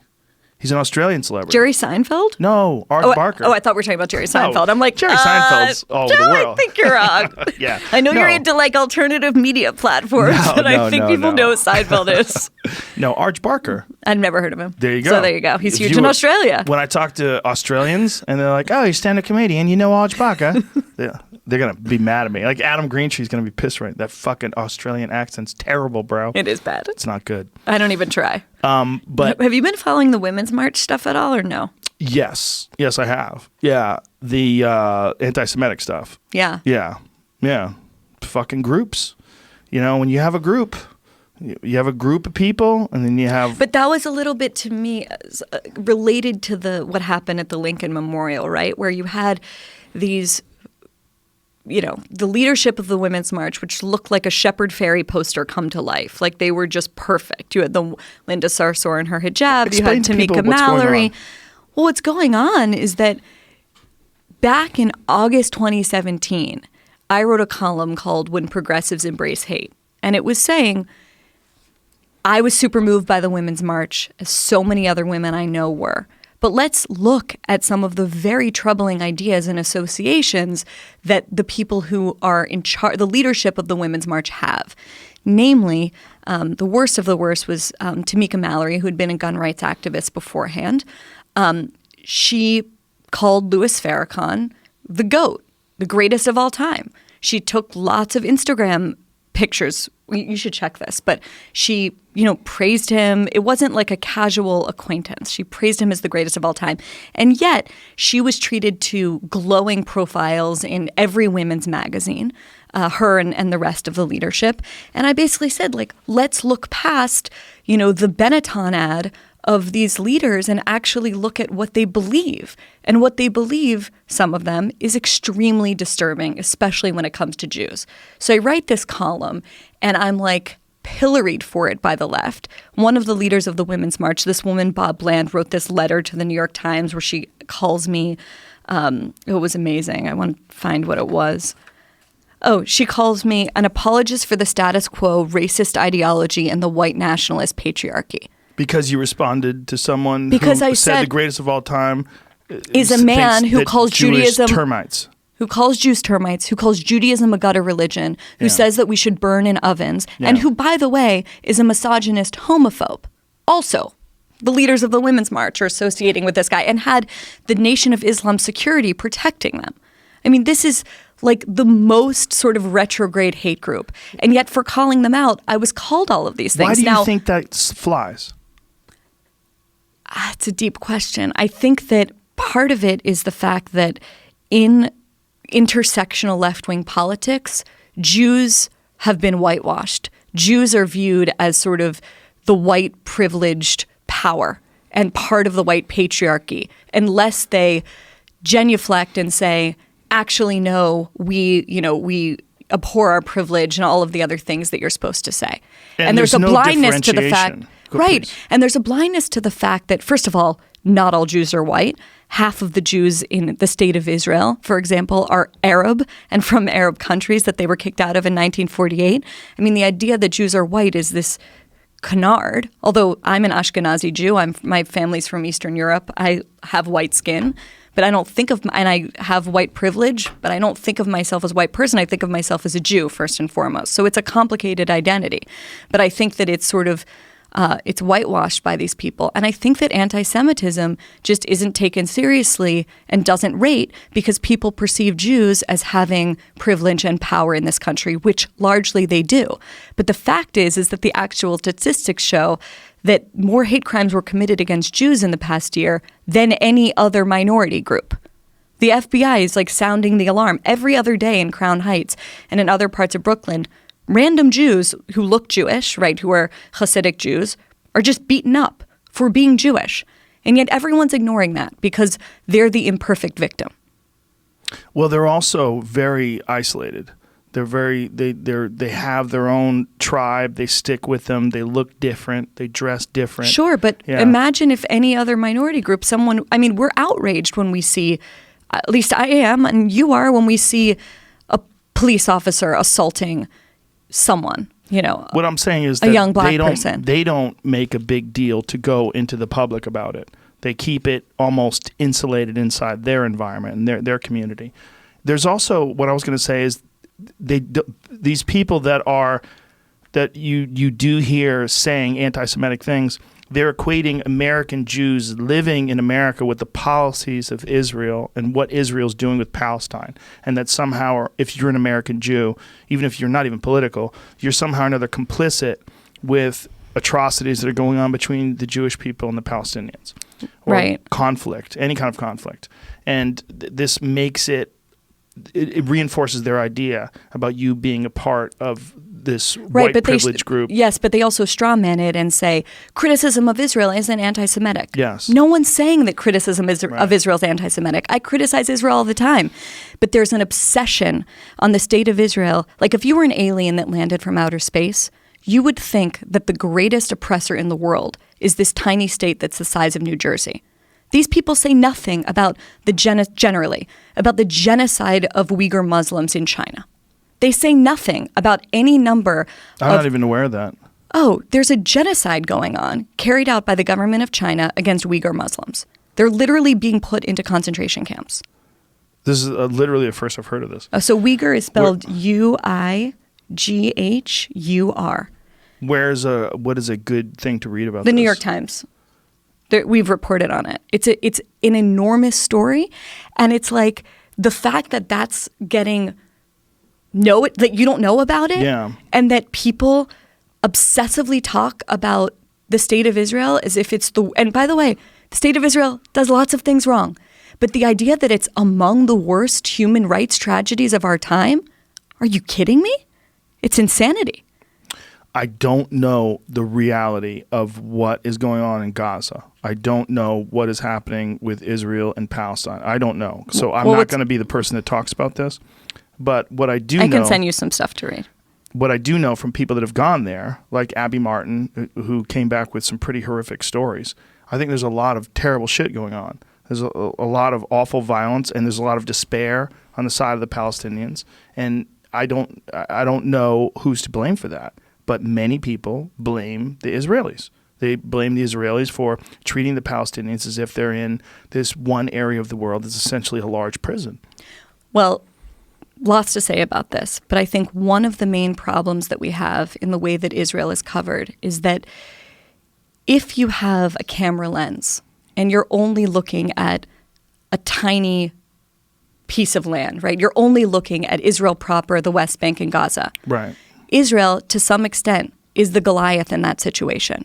But if you zoom out your camera just a little, you see that Israel is literally surrounded on all sides by genocidal regimes, like in the form of Hamas in Gaza, whose charter blames the Jews for fomenting the French revolutions, the Russian revolutions, both world wars, and says that it wants to kill all the Jews. That's the government of Gaza right now. I spoke to a mother who fled Gaza recently, okay, and her family's house was just destroyed. Who was it destroyed by? Hamas, not Israel. You never hear those stories. So I'm just saying it is a very complicated politics, but when you see people obsessively focusing on this one state and the crimes of this one state to the exclusion of actual dictatorships in the world who are killing their own people, you have to be suspicious of that. You do have to be suspicious. And you do have to be aware of their position in the world surrounded by Arab states. And you do have to realize that they are, they're alone out there. Yes. You also, I do wonder, what is the motivation for so many people focusing on Jews? What is it? Like, what do you think it is as a Jewish person? What do you think the motivation for this kind of racism and discrimination against Jews, and why is it tolerated? Why can someone like Louis Farrakhan tweet that the Jews are termites and his Twitter account stays up? Well, it's the oldest hatred in the world, right? A lot of But is that what it is? No. You're asking me why is it still with us? It's like the mystery of history. Right. Like that is deep. I mean, that is something that goes back to the New Testament. Okay, the Jews were blamed in the book of John and Mark. I mean, we could go to Matthew for the death of Jesus. Their role in that story, at least according to some of the books, is that they convinced the most powerful empire at the time, the Roman Empire, in the form of the governor of Judea, Pontius Pilate, to kill the Son of God. That becomes sort of the template for the anti-Semitic conspiracy theory. There's a confusion about what anti-Semitism is, right? It's not just a hate. It's not just like this hate of a group. Racists perceive themselves as punching down against a group that's lesser. Anti-Semites perceive themselves as punching up against this secret cabal of wily operators who secretly control the levers of power. That is the canard of anti-Semitism. And that begins with this group that's able somehow to get the Roman Empire to kill Jesus. Now, the Catholic Church disavows this in 1965, which was, an enormous historical event. But that template is still there. And you see it play out, right, in who led us into the war in Iraq. It was the Jews of the Bush administration. You can see it play itself out all over the place. And right now, in the demonology of current contemporary anti-Semitism, Israel has sort of been made into the Jew among the nations. You're not allowed to say anymore, like the old school anti-Semitism, right? Like I grew up in a place where there were some country clubs where Jews couldn't go into them. That, frankly, that's not dangerous. What's dangerous is the kind of anti-Semitism that says, this one state in the world of all of the almost 200 states, that's the one that doesn't have the right to exist. That's the one that should be dismantled. That's actually dangerous to Jewish lives right now. It is. It's an unusual group in that it is both a religion and a tribe. Yes. It makes us very hard to understand in the contemporary landscape because we are not just a religion. There's nothing else like it because most Jews that I know do not practice Judaism. But right, they and consider yet themselves Jews. Yes, because we were a peoplehood before we were a religion. Yeah. Religion is a very contemporary, modern thing that Jews are sort of slotted into, and it makes us easier to understand. But then our sort of national identity or our peoplehood, our tribalism is left out. And that's an essential part of who the Jews are. My friend Ari Shafir, who's a fantastic stand-up comedian, he's a rabid atheist, but he's also very Jewish. And he has a new hour that he's working on right now that he's going to film called Jew. Really? And he's an atheist. Oh, I want to see it. Yeah, it's great. But he's a perfect example. It is a tribe. It's not just a religion. But it's also because the Jewish religion itself, the emphasis is not on what you believe. The emphasis is on deeds. It almost doesn't matter what you believe. It matters that you follow halakha, which is Jewish law. It matters your deeds. It matters all these things. So it's possible to be a good Jew and not really think about God that much, which is very strange, I understand, to Christian ears. Right. Or you go full Ben Shapiro, where he's both a good Jew and very much like follows the whole deal. Whereas He follows the whole yarmulke, deal. the whole deal. Why do you think... But I think, sorry, can I say one more thing? No, please. I just find it like kind of astonishing, the blindness to this, because imagine a leader of the Women's March said something like, I think Louis C.K. is the greatest comedian of all time, even though I disavow X, Y, and Z thing that he did. How fast till that person was kicked out of the leadership of the Women's March? It would be like minutes, hours. Do you think? Yes. I think there are certain things that get people outraged and other much worse things that do not. And I'm fascinated by why that is. Do you think that if it was a white person that had this opinion about the Jews, that it would be more scrutinized? I think that it is much easier to fight anti-Semitism when it comes in the form of Richard Spencer, yes. Yes. Because then there's liberal consensus, right? Yes. About him. And there's also, you have a green light to criticize. Yeah. It's very... It is much harder when exactly. It's much harder when someone like Ilhan Omar, the new freshman senator, the new freshman congresswoman from Minnesota, who's like this incredible American dream story, comes here at 12 years old, refugee from Somalia, wears a hijab, is a mother, is the first woman of color representing Minnesota. Like, obviously, I want to cheer her. That's my reaction to her. And yet she has this tweet that she refused to apologize for, where she says, Israel has hypnotized the world. May Allah awaken the world to the evil doings of Israel. I'm sorry, that's a classically anti-Semitic trope, even if she said it unwittingly. And by this point, she should educate herself. So it's much harder to criticize that, but it's an untenable position to say that you can't criticize someone for their ideas because of their identity. It also seems it's like a road to nowhere. If you're going to say that is a very vague thing to say. You should be incredibly specific. If you want to say it's evil, you should say what's evil and then open that up to some sort of a discussion or debate. What is evil? But ascribing supernatural evil powers to a state is very much recalling classic anti-Semitic canards. Right. So I wrote a piece about this today, trying to explain that to people. Yes. Because she went on CNN saying, I don't know how Jewish Americans could be offended by this, which I think is incredible. Yeah. What do you think, if you want to be objective, step outside of your Jewish identity, what do you think is wrong with how Israel is dealing with the Palestinian situation? Because this is the big criticism of Israel, the only criticism. Really, that's the big one. The big one is Gaza and Palestine. So what do you think they're doing wrong? Palestine meaning the West Bank. Yes. Well, I would say what the untenable position that they're in is that they are occupying another people. That is what is going on in the West Bank. And I've been there many times, met with many Palestinians. I've really educated myself on this. The problem is that, and by the way, it's not all of Palestine. All of the West Bank. There's areas A, B, and C. It's a really, we'd have to pull up a map. It's a pretty complicated thing. There are places where it's much more autonomous and the PA is in charge, and it really varies depending on the area. So the big criticism, right, is that they're occupying another people, and that is corrosive to the state of Israel, sort of morally, like to occupy another people. On the other hand, what happens if they pull out of the West Bank tomorrow, right? I'm for a two-state solution, ultimately ending the occupation.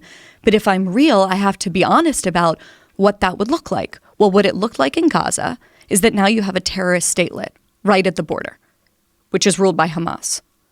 It is quite likely that that very same thing could happen in the West Bank. Now, let's say, we actually should pull up a map. Okay. Let's say Israel does that. Then, like, the whole of Israel proper is something like, we have to look, 2 miles wide? There we see it. We actually, we should look at the distance between, like, Tulkarem, or like the end of the West Bank, and Netanya, or Tel Aviv, and you see how small that is. Mm-hmm. I mean, it's hard to even conceive of it. If you're in charge of protecting the security of the people who live in places, which, by the way, 10 years ago, the year after high school, when I was living there were suicide bombings blowing up in cafes around the corner from where I lived. Are you going to subject those people to that risk? I mean, that's the actual question facing the government of Israel, which, by the way, I'm extremely critical of. And if I lived in Israel, I'd be voting, center-left in Israel for sure. But that is what they're facing. And then if you zoom out and you pull up a map of all of the countries around it, I just want, look. That's too old. Sorry. No, it's okay. Actually, the one you were on was good because it showed, if you zoomed out, it had everything. So you have Egypt there, then you have Jordan, which is teetering, then you have Syria, then you have Lebanon, and Hezbollah's on the southern border of Lebanon, which is constantly, so that's the real thing. So when people talk about this fantasy of why can't it just look like America? Why can't there just be a democratic one-state solution? First of all, no one there wants it. They pull people constantly. But the second thing is is that really what that's going to look like if we dismantle the state of Israel? Or is it going to look like enormous bloodshed, the likes of which we see in a lot of these countries surrounding it? Someone once said to me that if you want to know the word for, a Jew without a military, it's the Yazidis. Okay, it's the Yazidis. It's the people, it's the minorities in the Middle East who have been absolutely destroyed and overrun. And this is I don't think when Americans talk about this part of the world, they fully appreciate the sort of absolutely painful and hard decisions and the grappling with violence, really. What happened to Jamal Khashoggi in that Saudi embassy, that's normative for this part of the world. So the fact that Israel has somehow, with all of its flaws, managed to eke out a Western-style liberal democracy, frankly, the only place where you and I would feel happy and comfortable living, why are we never talking about that? Well, I think it's very difficult for people to find the forum to discuss it the way you just did, and to really lay it out in cold, stark reality. What is the solution? What is the solution? I mean, there is no magic. The solution right now is to do everything possible to build up the Palestinian economy, for Israel to build relationships. Right now it has a very, very positive relationships with Egypt, which gave back the Sinai, which it had won in the Six-Day War, I believe, gave it back to Egypt for a cold peace, which it's had. It has a good relationship of all things, who would have thought, with Saudi Arabia because of their common enemy, Iran. I mean, things shift there rapidly. But as for the Palestinians, the solution is to build up the economy, make life better, and support people and movements inside the West Bank that are genuinely nonviolent. And those people exist. It's just, frankly, oftentimes they're murdered by groups like Hamas and their bodies are dragged through the streets. If you're accused of being an Israeli collaborator in the West Bank, you know what happens to you? You're lynched. No one talks about that. No one does talk about that. Would you be open to discussing this in this sort of a forum with that woman from the Women's March? Sure.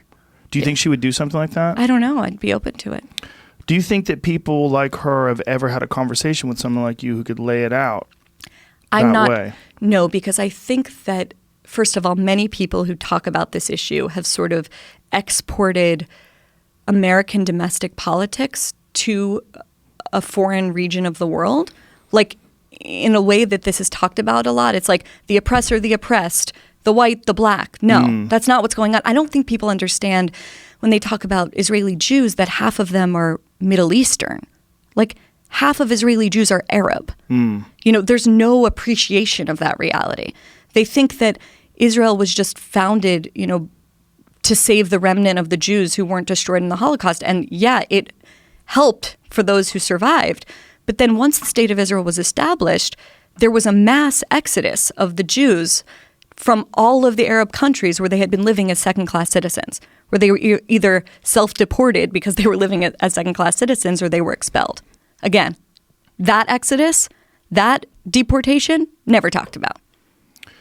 I would be happy to talk about this with someone from the Women's March. What is the response currently? Like what is the current position that most people are taking about that woman and about the Women's March in general because of these things, because of these anti-Semitic statements? I think a lot of people in the past few weeks, thanks in part to Meghan McCain, had 5 minutes on The View with Tamika Mallory and Bob Landon. She did an amazing job grilling them on this. Imagine that. The View. The View is what's changed, but it's crazy. But it's amazing. Yeah, I know, amazing. but she did an amazing job. Yeah. Because frankly, because their image was so powerful in the same way that the image at the Lincoln Memorial was so powerful. Right. Journalists just sort of accepted it and didn't interrogate kitty cat them. Hats, 500,000 people in the streets. Who doesn't want to Right. support that? But Right. it's our job to be skeptical and criticize. Right. So I think finally a lot of people woke up to it. But again, I wrote that column in August 2017, and it took until now. Everything in that column is the thing people are talking about. There was also an amazing 10,000-word expose in Tablet magazine, a Jewish online magazine, that did a lot of that work. So I think it did reach a tipping point. The thing that is, I see a lot of my friends on the left who are Jewish grappling with is that they so desperately want to be a part of these movements that they're willing to sort of check their identity at the door in order to gain entry. And my thing is, any progressive movement that's asking you to check your Jewish identity at the door, your full Jewish identity, which is acknowledging that we're not just a faith, but we're a people. We're not just people that like have matzo ball soup. We're something bigger than that. That's not a space I want to be a part of. They would never ask that of any other group. Why us? Well, why? Why do they ask that? That's what the real question is. It doesn't make any sense. Well, no, I think a lot of it goes back to what I was saying before, which is this misunderstanding. If you see the world in an intersectional way, okay, not as intersectionality was originally meant to be, but how it functions in the world. It functions as a caste system. And the higher you are on the victim scale, at least on the left, and it's reverse on the right, right? On the right, it's like white cisgendered men are at the top. On the left, they're at the bottom. And the Jews are somewhere close down to there, at least in the way that the left, I mean, this part of the left we're talking about, the fringe, at least for now, perceive the Jews to be. The woke left. Yeah. The Jews Yeah. are not, the Jews don't rate. The Jews don't have a place in that victim scale because they've achieved so much success, because they can pass as white, because of any number of things. And so I think that that's a huge reason for it, which is a huge reason why I think intersectionality is a dead end and why we need to be talking about ideas and not identity, right? Like that is the thing about America that is so amazing. And like, I know it sounds cheesy, but I really feel it, that makes us so special. We are not a country based on blood and soil. We are a country whose national common identity is based on ascribing to a common set of ideas. That is what we're about. And so any politics that's insisting from the left or the right that no, actually what we are is this warring set of groups competing for scarce resources, absolutely not. To me, those kinds of politics are un-American. I couldn't agree more in terms of identity. I think identity politics and the idea that you belong to a group is so intoxicating but so dangerous. It's so important to treat people as individuals. It's so important to think of yourself as an individual. And this need to become a part of this group and a signal to that group is a big part of the problem that we're having right now. And it doesn't mean that you can't have pride. Like, I have tremendous pride, the most, in being a Jew. And Jonathan Haidt talks so brilliantly about good identity politics and bad identity politics, that good identity politics says walk with me in my shoes. It's like a big tent Yes. sort of thing. It Right. says, come along with me while I explain to you my experience in the world. Bad identity politics says you can never escape the gender, the racial, the economic lane you were born into, and don't even try and understand me because you couldn't possibly. That's bad identity politics. And I think that that's in force and rising right now in the country. And I think that that's dangerous. And I've been thinking about it a lot because it's Martin Luther King Day. And he said this like unbelievable thing about, I think it's actually in the I Had a Dream speech, but where he talks about the promissory note of the Constitution and the Declaration of Independence, right? That these people who wrote it, who were slave owners, didn't even know that in writing it, that every American was going to fall heir to this promissory note. And it's like he saw himself, even in documents that were written by people who would not have seen him as fully human, as a way of sort of using that common set of values, those common documents, to like write himself into the story. Like that is an example of inclusive identity politics, and like calling on the thing that we have in common to widen the tent. And I just don't see a lot of that happening these days. I really butchered that, but everyone should look up. No, you didn't. No, I did. If you look up, Jonathan Haidt gave a speech. I think you can find the whole text of it at City Journal. But if you just look up Jonathan Haidt, Good Identity Politics, Martin Luther King, he does an amazing job. It's really moving. His book, The Happiness Hypothesis, I'm in the middle of it right now. It's so good. It's so fantastic. It's so crucial for people that want to understand their own personal biases and what's He's causing amazing. it. He's amazing. He was on here last week. I thought he was incredible. Yeah, he is. The idea of having pride in something is interesting, right? There's a lot of people that have pride for their ethnicity, although they had nothing to do with choosing it. It's just something that they're born with. I think people get nervous about that kind of pride. But I think there should be it would be wonderful if we could keep all of these cultures and yet all appreciate each other as equals. It would be wonderful if you could go and eat Ethiopian food one day or Cuban food the next day, and these people exist in these small... Well, you can. That's the beauty of this country. Right now you can. Right now you can. But as we get more and more homogenized, I wonder if you will be able to. Wait, more homogenized or more insistent on you have to stay in your lane? There's both things. I think we're definitely cooking off the bacteria as well. We're homogenization is we're making things safer and easier for everybody. And there's some messiness. There's messiness to cultures exchanging with each other. But it's it's so also exciting. fantastic. Like, it's very exciting. I have to say, I loved one of the best Australia, parts. but when I get off that plane and I land at like as shitty as they are, JFK or LaGuardia, and I see like every kind of human being on the planet, and like I walk every day I live in Manhattan and I walk to work there and back every day. It just helps me decompress. And the kind of like the diversity of people on the sidewalk of Midtown Manhattan is amazing. Like I find it to be the most exciting thing in the world. And the fact that we're able to live among such difference and not kill each other. What's one of the is a problems with miracle. Los Angeles? Is what? Driving. We don't have that. Yeah. Oh, you don't have that? People or you drive. Don't? Yeah. They're I isolated. love it here, but that's why I couldn't live here. Well, no one walks. Everyone's locked in together in their car. They stay in their neighborhood, then they drive out to go somewhere else, and they don't interact with each other. On the street, one of the things about the subway and one of the things about walking on the street is everybody's together. Everyone's together. And there's this interesting melting pot of human beings that exists in New York. It doesn't exist anywhere else in that form. Like Boston is so much more white. It's so much more. I mean, there's a lot of ethnicities, but it's not the same.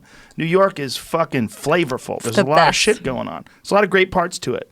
It's also what concerns me is that people in New York are uniquely hostile, and then I always feel like for sure. I always are you experiencing me that way? Not you. You're very nice. But a lot of people that I'm even friends with from New York, I'm like, you motherfuckers are stacked on top of each other too much. You don't. People aren't unique. Like, although, to be fair, I'm from Pittsburgh, so you might be getting that Midwestern flavor. I bet that's exactly what it is. Pittsburgh's different. A little more relaxed, less people. You have to count on each other more. And fucking snow gets you. It gets rough out there. It's not like you're not in a city the same way. It's not, you got to drive places.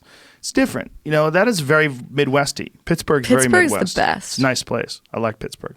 But New York, I love New York. But New York always makes me feel like when you have that many people slammed on top of each other, you're in this completely unnatural environment that literally has never existed in human nature up until a few hundred years ago. It never happened like that. And now it's unprecedented because there's more and more people there. They're just buzzing and they're putting these buildings up where you got 100 floors. My friend Jim Norton talks about it all the time because he lives in a building. He goes, I don't know a fucking person in my building. There's 1,000 people in this building. I could never live in a building like that. I could never live in a high-rise building. It freaks me out too much. So what do you live in? Like a small walk, brownstone. I live in a fifth floor walk-up. Yeah, that's a good move.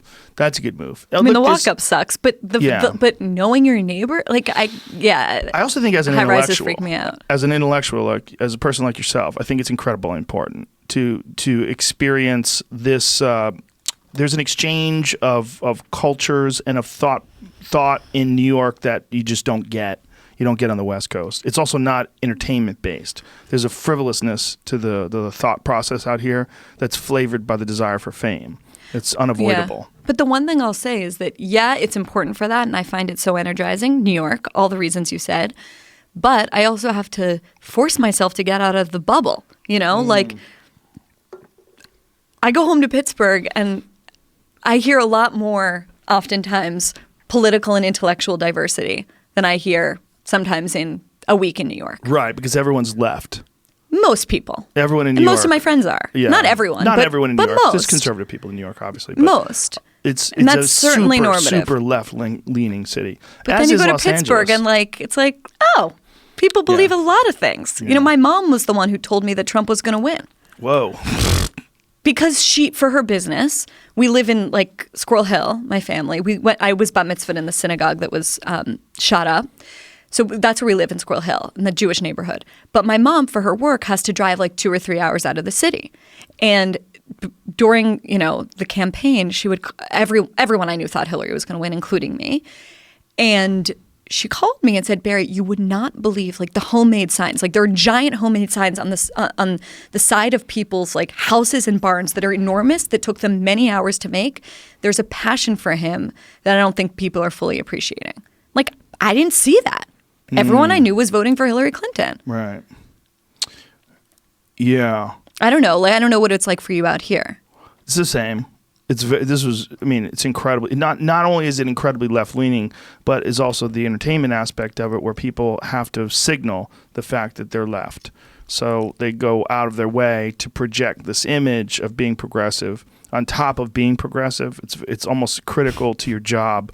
You have to show everybody you can out progressive the people around you. But then in secret, do they tell you what they really think? Because you're a safe person? No, not those people. The people that are man, I don't like her, but he's such a piece of shit, I'm going to vote for her anyway. That was more common. Mm-hmm. The thing was, socially, people appreciate the Democrats and the left because they feel socially, in terms of here's a perfect example. When Barack Obama was a president, people can criticize his policies and the whistleblower, the fact that he cracked down on whistleblowers and the fact that there was more innocents killed by drone strikes and all that stuff. There's certainly some. It's an impossible job. No one's perfect as a president. But what he did do was he represented the fact that a minority, an African American who was born from a single mother, can somehow or another rise to be the president of the United States and be incredibly well-spoken and measured and calm and just seems to know how to carry himself and makes us feel like someone better than us is in a position of power. And it also, I feel like there was a lot of racism from horrible white people that looked at him in a terrible way and saw this black person trying to destroy America. But way more people that aren't racist go, look at that. You can't have an African-American president. Look at this. We're getting better. That's how I felt. Mm-hmm. I felt like we're getting better. Culturally, the way we communicate. We don't have that right now. And we didn't have that with her. No. What she represented was same old thing. The thing that's been fucking you and the reason why your family lost the farm and the reason why, and this Donald Trump's going to come in here and he's going to clean up the swamp. And when he came out with that drain the swamp and, lock her up, build that wall, he boiled it down so that the people that don't have the time or the inclination to really deep dive into their own personal biases, to their own objective reasoning, and find out why do I think the way I think? If the people that don't have that thought, all that build that wall shit was perfect. Right. Line it up. And that's most folks. Most folks don't have the time. Most folks work all day. They're tired. They have a family. They probably have a hobby. They don't have the fucking time. You are a person who thinks for a living. You think and write for a living. You're constantly involved. Well, one thing I'm seeing when I ask you about like people telling you their secret thought crimes. Yeah. I am noticing, and in a weird way, this gives me kind of a hope.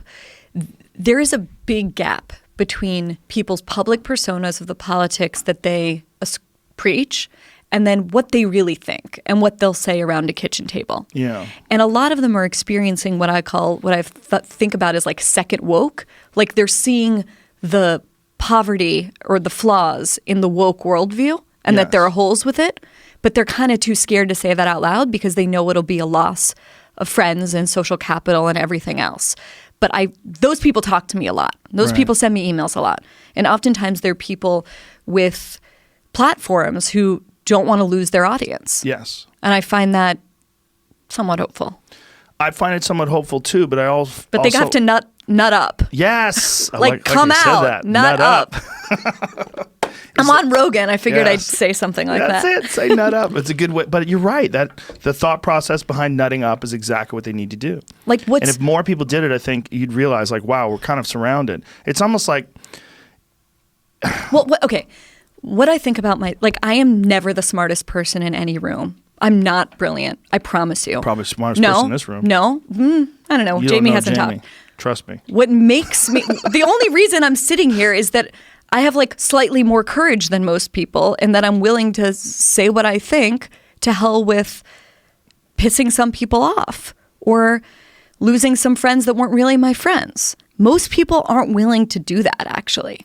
Well, what I like about your writing and what I like about talking to you today is that you represent reason and well thought out opinions. And those two things are very rare.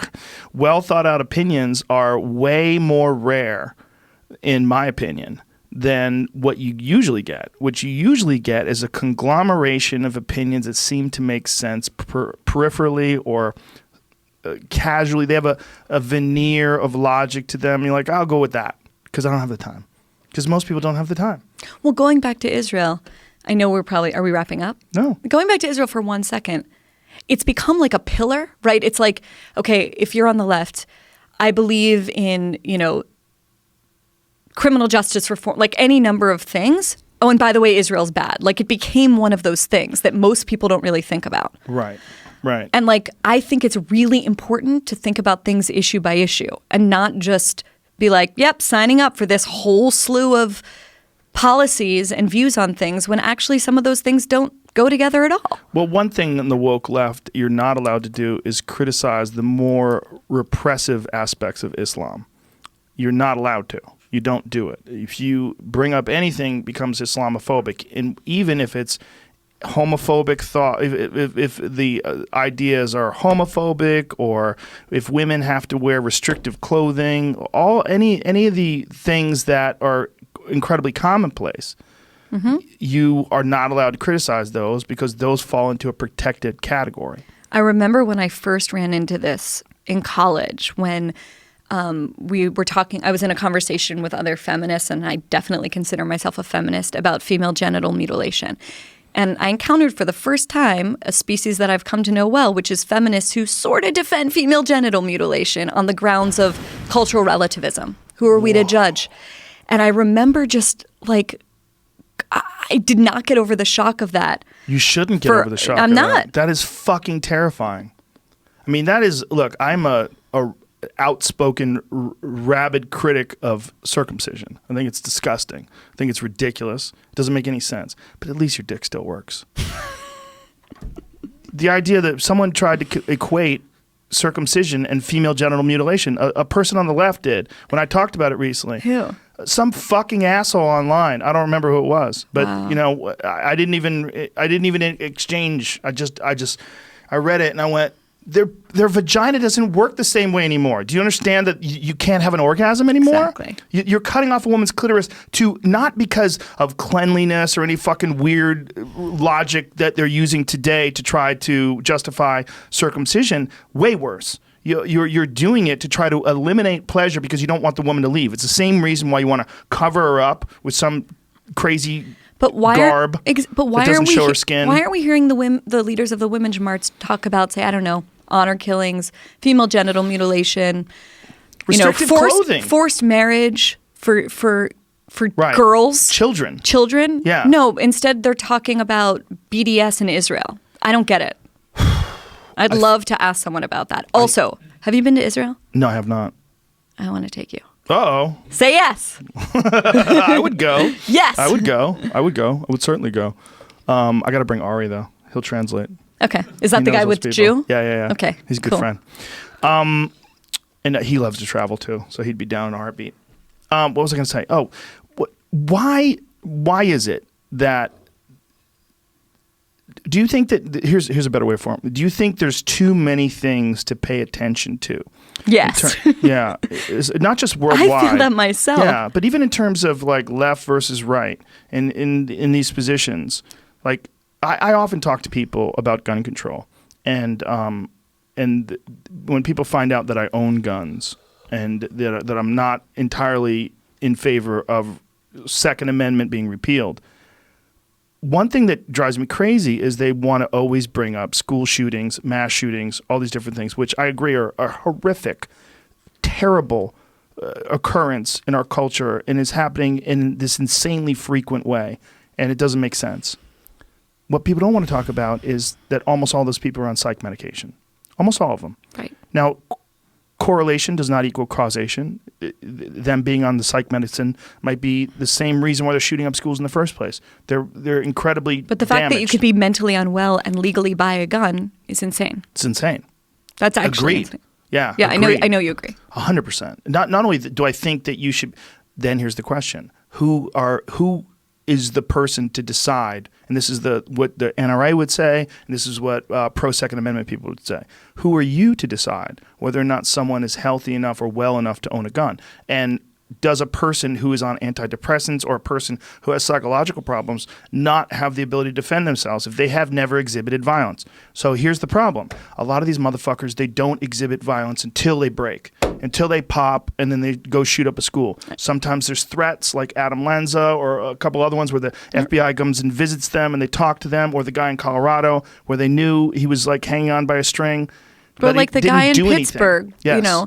He was on that Gab, which I think is like a far right, or it's definitely used by the far right. It's used by the far right. Okay. The problem is when you have no restriction whatsoever and you have restriction on all these other ones, right? If you say something anti-Semitic or racist on Twitter, they will ban you. If you do it on Facebook, they'll ban you. And Gab is committed 100% to free speech. I've read things the owners of Gab have said about this, and that they're very steadfast in their support for freedom of speech because they think what I said earlier, that the best way to ensure that good ideas get through is to not suppress bad ideas, but to combat them with better ideas. All I was going to say is that the guy who shot up the synagogue Gab. in Pittsburgh was saying the most horrific things about the kike infestation in the country. And you can get away with that on Gab. And that's where the question is, well, should someone like Roku pull Alex Jones? Should they take off, I think that this is a real question. Like, as someone who finds myself on, making the free speech argument a lot, I think it's something that we really, really have to grapple with. It's almost like we're dealing with crude tools. Like we're trying to perform surgery with hatchets. Like fuck, man. Like, how do you get to those people and have that discussion with all those people? But this is, in terms of there being too much to talk about and cover, that's where I do think that things like the New York Times can make a real contribution, because there are adults in the room deciding what the important news is that you should pay attention to. Yes. In theory, at least. Well, no, I wholeheartedly agree. You're going to learn about the genocide of the Uyghur Muslims in the New York Times. Like, if you really read the New York Times every day, you're going to know a lot about the world, and you're going to understand that the government shutdown is a bigger deal than what happened at the steps of the Lincoln Memorial. If you're just trolling through Twitter, which is how like every person I know, or Twitter or Snapchat or whatever, like my youngest sister, how she gets her news, you're not going to necessarily know that. That's a real problem. It is. I don't know how to solve it other than tell people to subscribe to newspapers, which still have some standards and which still, when they make a mistake, correct the mistake. How many of those are left? There's a few. Yeah. I work at one of them. You work at one of them. You definitely do. I mean, look, I said something to someone from the New York Times online after an article that they wrote about a fight. There was a boxing match between Conor McGregor and Floyd Mayweather. Where it was a great fight. Floyd Mayweather schooled him. But at the end, it said that Conor McGregor's face was swollen and bleeding, and he was knocked through the ropes. And I said, you can't say that because everybody saw the fight. That didn't happen.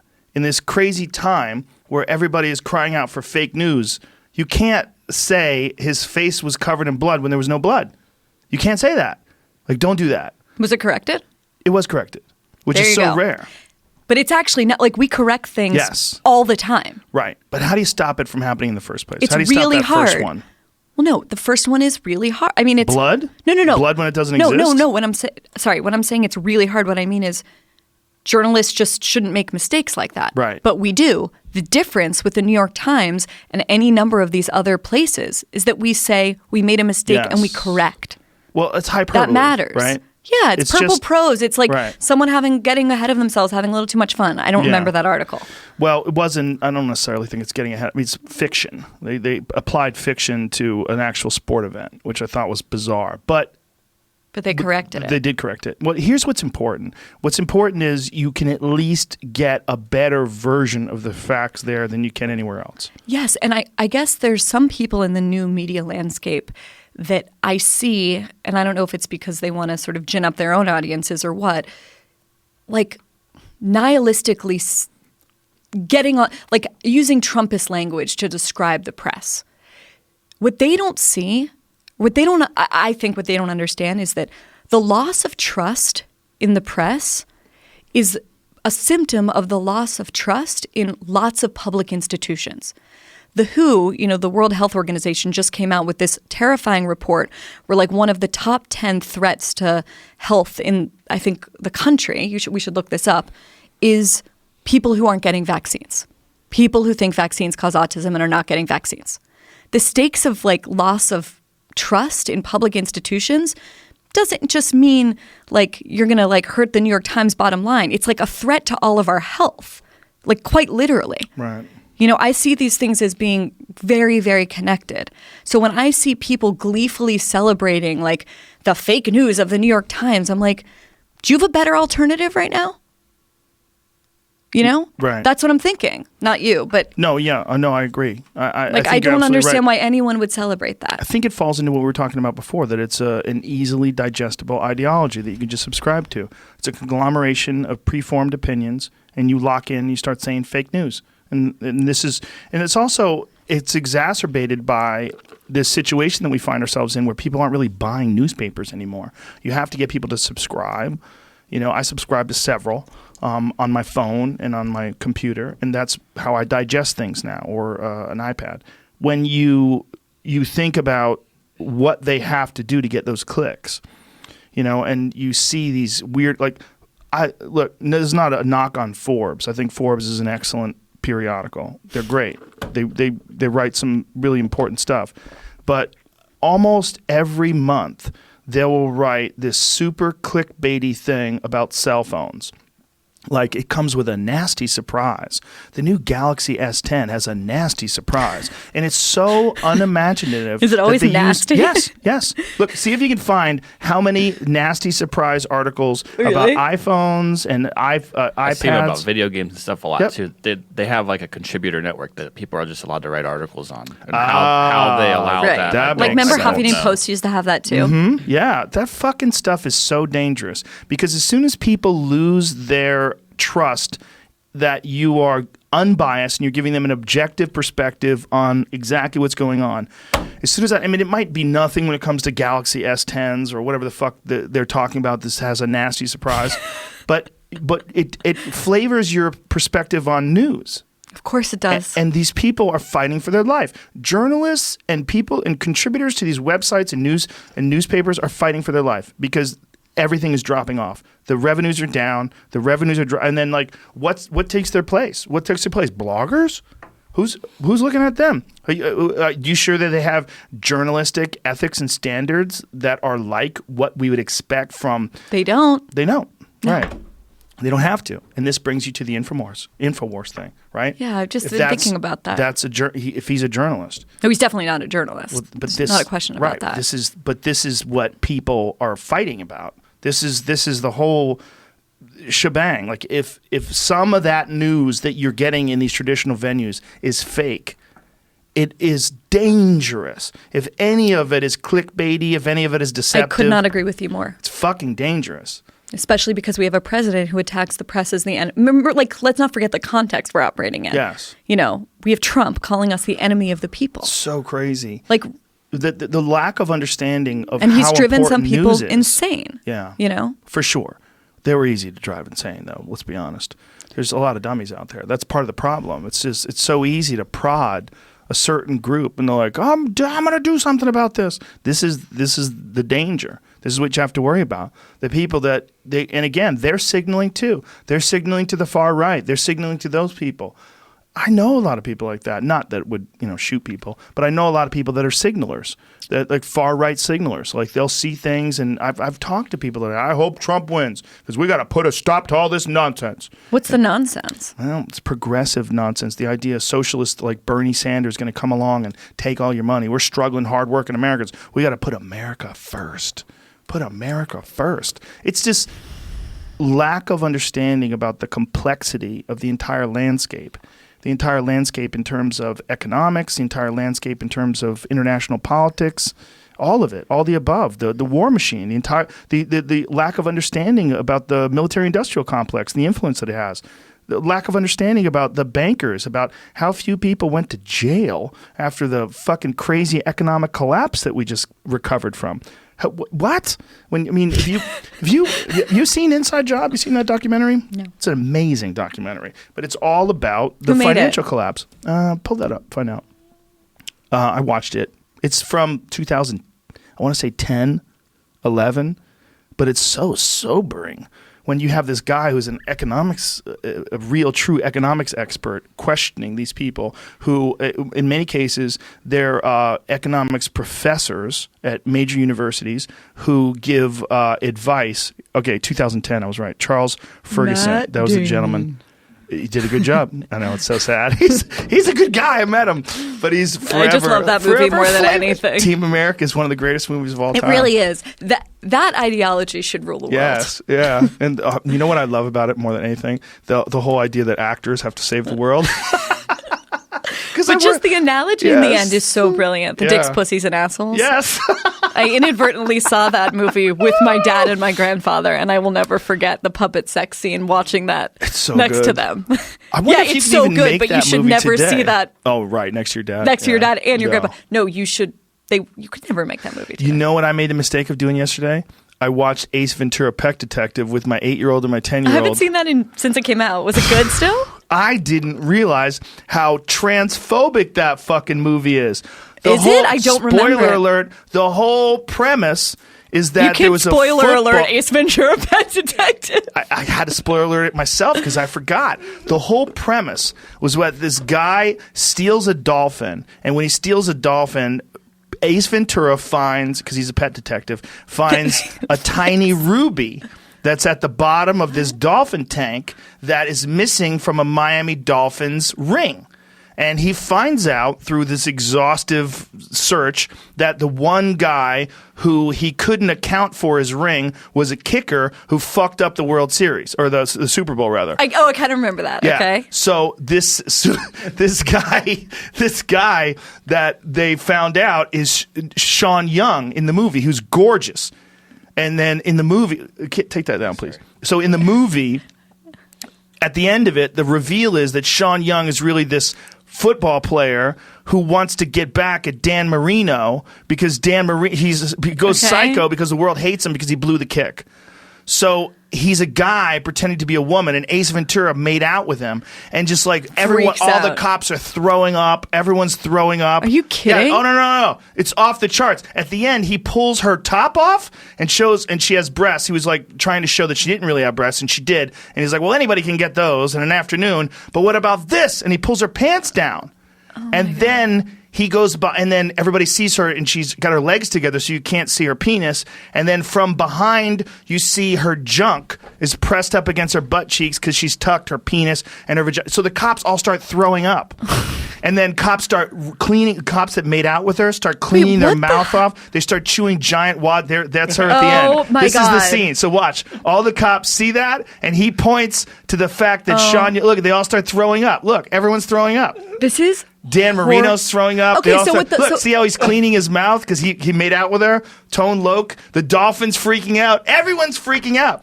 It is so insanely transphobic. Okay, so what the left would say is the reason that they're right is that a movie like this won't get made anymore, and isn't that a good thing? Maybe. And but and should they pull it?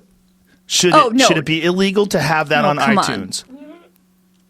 of course not. Oh, maybe someone on the woke left might disagree with you right now. yeah, they and call might. you transphobic for defending this horrible, cisgendered, heteronormative No, that's piece of horrible. shit movie. That's horrible. And what's crazy, and I guess this is a great thing. I mean, the remoralization project is working Mm-hmm. because when I saw that, I'm sure I don't know, what year did that come out? 95? 4? Okay, so when I 5? saw that as a Yeah. I don't know. I was born in 84. I can't do math. I want to say 93.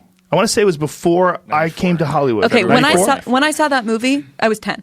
Yeah. Transphobia was not a thing. No. Now it is a thing. Yeah. That's good. Yeah, well, that's That's what we're good talking news. about when But things the are question changing is, so rapidly. yes, but the question is, where are the lines being drawn, and is the Overton window being shrunk too small? How do you feel about them pulling the Dukes of Hazzard off the air for the flag? I don't know about that. You didn't know about that? No. They pulled the Dukes Wait, of Hazzard. do you understand? Do you understand how many of these there are a day? There's so many. Yeah. So no, I don't know that one. What's that one? This one, they've yanked the Dukes of Hazzard off television forever because the Confederate flag is on the roof of the General Lee. Did not follow this. You didn't know that? You cannot watch the Dukes of Hazzard anymore. You cannot watch it. It's not on television anymore. It used to be on TV Land all the time. Can you Just a get it on good old Netflix? boy. Oh, fuck no. No chance. They're not going to show that goddamn awful flag. I didn't follow this. We have a poster in the bathroom over Okay. there of Leonard Skinner from Okay. like 1970 something, and they have a I giant saw Janis ass. Joplin, I thought, in the bathroom. Other bathroom. There's Janis Joplin. Oh, that's the other bathroom. Yeah. Yeah, there's different bathroom. I like that one. Yeah, that's a great one. That's her mugshot. I love it. Yeah, it's great. But the Leonard Skinner one, they have a giant Confederate flag on stage, huge, enormous, in the background. That was their like Southern pride. This idea Right. of Southern pride. It was okay to have that flag. I'm basically for trying to, when it comes to the realm of art and movies and books, Leave it alone. try to leave it alone as much as possible is generally a very good strategy. I agree. Don't And want to be in the book banning, movie banning, TV banning business. or editing. They tried to. Well, I think they did successfully, at least in some venues, edit Tom Sawyer and Huck Finn because the N word was used prolifically. You know, I mean, the guy's name was Nigger Jim. That was the name in the book because that's how people talked back then. And I think we need to keep that stuff as a time capsule to show how racism was so Normative. Yes. Yes. It's important I agree. to show the progress. Like Ace Ventura, like like for we trans need people, to keep him for history. Yes. It's Ventura. for trans people, and it's amazing that no one's ever brought this up. I mean, I feel like this is something I'm that's smelling never an been op-ed discussed. coming on from you, Joe Rogan, about I the don't have the importance. time.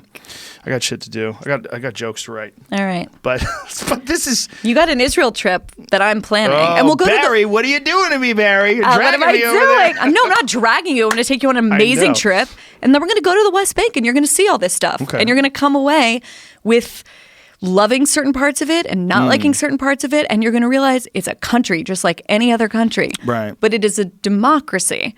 and it's trying to do its best in a really rough neighborhood. And we'll go, like, I want you to see what the occupation looks like. Like, I think that's something that's really important to see, to get a full picture of it. I think you're probably right. I think it is an important thing for people to see. I think there's a lot of parts of the world that I need to see to really get a grasp. Where do you want to go? Where are you going next in the world? Do you travel a lot? Yes. I don't know. I mean, my family and I, we do a European vacation trip, but that doesn't really count. We just lounge. That's just fun. Yeah. Went to Thailand last year. That was fascinating. Oh, cool. Thailand was fascinating because, and that was kind of a vacation trip too, but that's such a unique culture because Thailand is run by the king. Like, if you even criticize the king, you're fucked. Like, you're in real trouble. And his pictures everywhere. Everywhere there's pictures of him in the throne, like wearing like super nice clothes and looking good. But the people are so kind. They're so friendly, and they're always smiling. And they have, there's a lot of people that you'll run into that have very little. Yet they don't seem to be having a problem with that. They wear flip-flops. You're on the highway. There's 3 people on a motorcycle. There's a baby in a basket. And I'm not bullshitting. It's no crazy. Helmets, no obviously. helmet. No helmet. I have a friend that just went to Thailand, and she was like... But the people are so nice. They're so nice. They're so kind. It's so unusual. And, me and my family, we always, whenever we go somewhere, we always have these real long conversations about, like, what was interesting about it for you. Like, what did you think? Like, How old are your kids? 8 and 10, the young ones, and I have a 22-year-old, too. Okay. All girls. Holla. I'm from 4 girls. Woo. Yeah, it's in the genes. But the what's fascinating to me about it is, well, first of all, I love exposing these little people to different parts of the world so they get to see like what this is like. Like, here we are, like, show them on the map. This is America. We're over here. But where the fuck? It took us 15 hours to get here in a plane that goes 500 plus miles an hour. It's crazy. And just to realize, like, human beings are the same but different. We're the same everywhere. But there's a different way we choose to interact with each other. And one of the things that happens is we fall into their way when we go there. Like, if we go to Italy, we say grazie. You try to move start your learning. hands a lot. We'll just start trying to learn some of the words. Yeah. That these people use in their culture. And then I forget how you say it. Kapsum krab. I think that's how you say it. It's like hello and good morning. Yeah. But they all say that, and everyone makes a lotus flower with their hands. It's so common. Everywhere you go, people greet you and they do this, and it's such a warm, friendly, peaceful way of greeting each other. And so one of the things that we talked about, I was like, notice how everybody's like way more friendly and like greeting, and this thing about clasping their hands together, and they all agree to do it, and everyone sort of, it's like this unique pattern that people can fall into, and people fall into all sorts of patterns. They fall into like really aggressive patterns of honking at people on the road and driving real fast, and then they fall into these peaceful patterns, and some of it's dictated by culture, some of it's dictated by climate, some of it's dictated by the economic situation of the world they're in. But it's such a weird trip to go to different places and see, like, okay, yeah, if I lived over here, this is how I'd rock it. I'd be wearing flip-flops and shorts, and I'd get around this way, and this is the kind of food that I would eat. And totally. And it's real spicy because, you kind of have those spices actually protect against bacteria because they're actually antibacterial. Was the food great? Fucking amazing. We took took classes. We learned how to cook over there. That's so fun. Yeah, it was amazing. It was amazing. But my kid got lit up by bugs. Woo! There's I think they're called tsetse flies. I think that's what they're called. I forget what they're called, but my youngest had a horrible allergic reaction to some of the bugs over there. You think like, okay, like what about there's fucking diseases that kill people. Like malaria has killed more people than anything ever. Like, more people have died from malaria than anything. Oh, I know. Yeah. Well, that's why Gates made it. Yeah, totally. Yeah, and so you go over there. Like, we were going to go to Africa. It's one of the things that we were going to go to. But I'm not giving my fucking 8-year-old malaria shots. Right. Just no.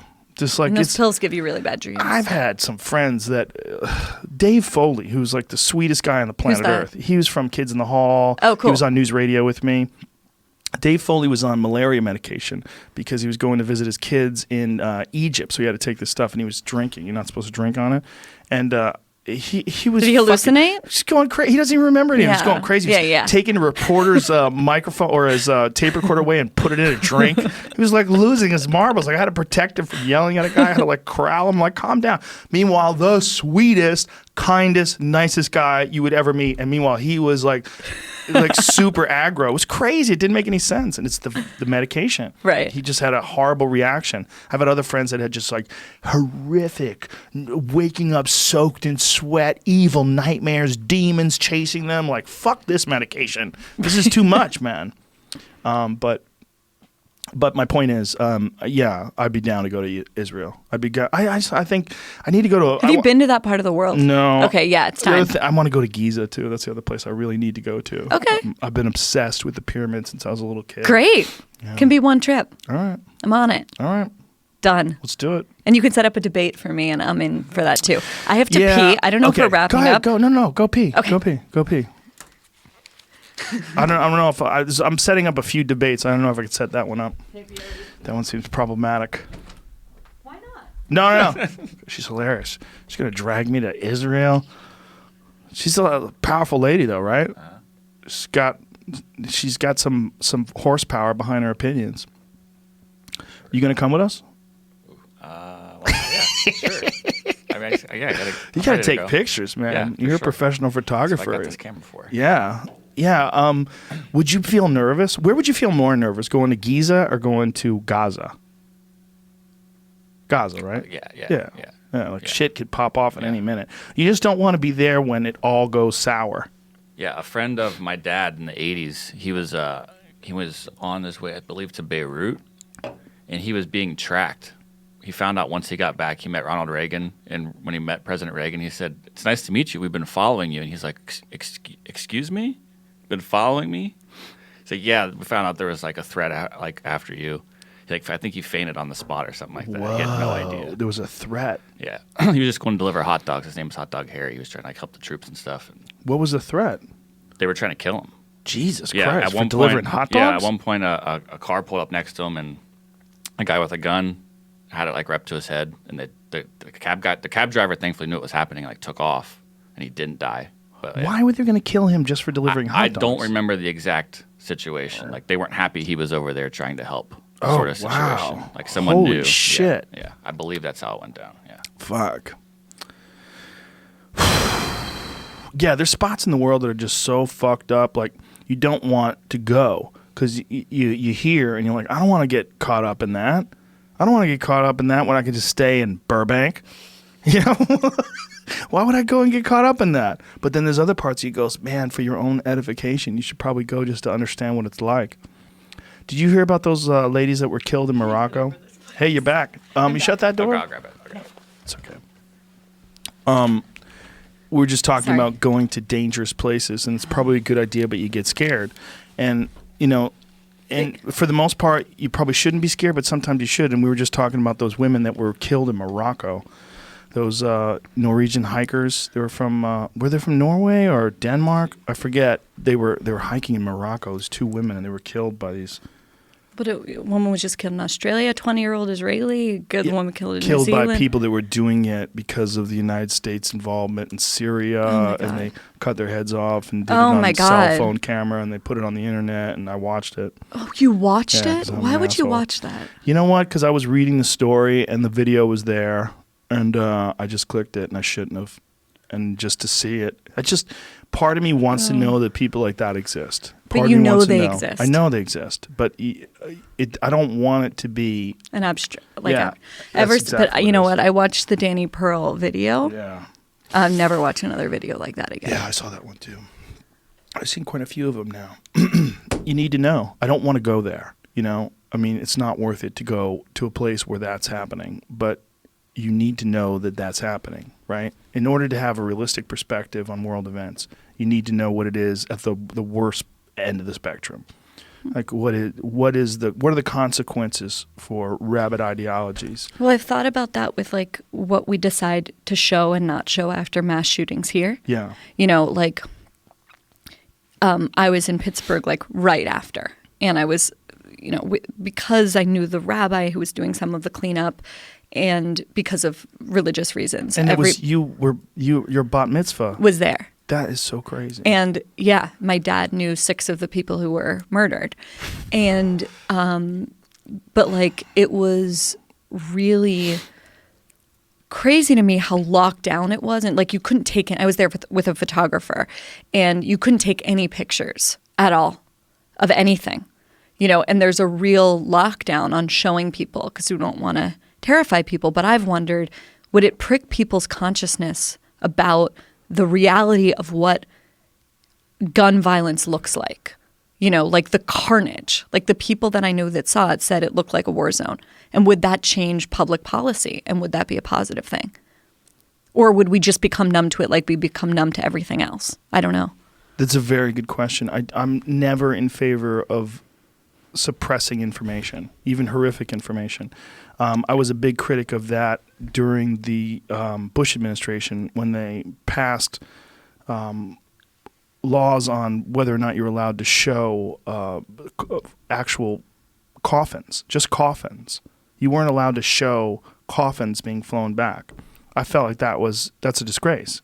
You should, if we're going to consider whether or not we want our to tax be involved, dollars to go yes, to war, we should be able to I agree. understand the real consequences. And one of the best ways is to not just get information in terms of text. Text is very difficult for you to conceptualize. But when you're seeing American flags covering coffins, and you're seeing hundreds of them, and you realize these are your neighbors, these are your neighbors' children, this is people that you know, and they're dying over there, and you can't really, you can't wrap your head around why they're doing it. And whether or not it's right, whether or not we should have been there, and then whether or not there actually were weapons of mass destruction in Iraq, whether or not we're in the business of nation building, whether or not Ron Paul is right, or whether or not other people are right. Well, who's right? Like the only way we're really going to get a clear picture is to see a picture, to have an actual picture. Yeah, well, that's why I've thought about this a lot, because right now I think in most Americans' minds it's like, the shooting happens, then it becomes a hashtag, then it becomes a T-shirt, then it becomes a memorial thing,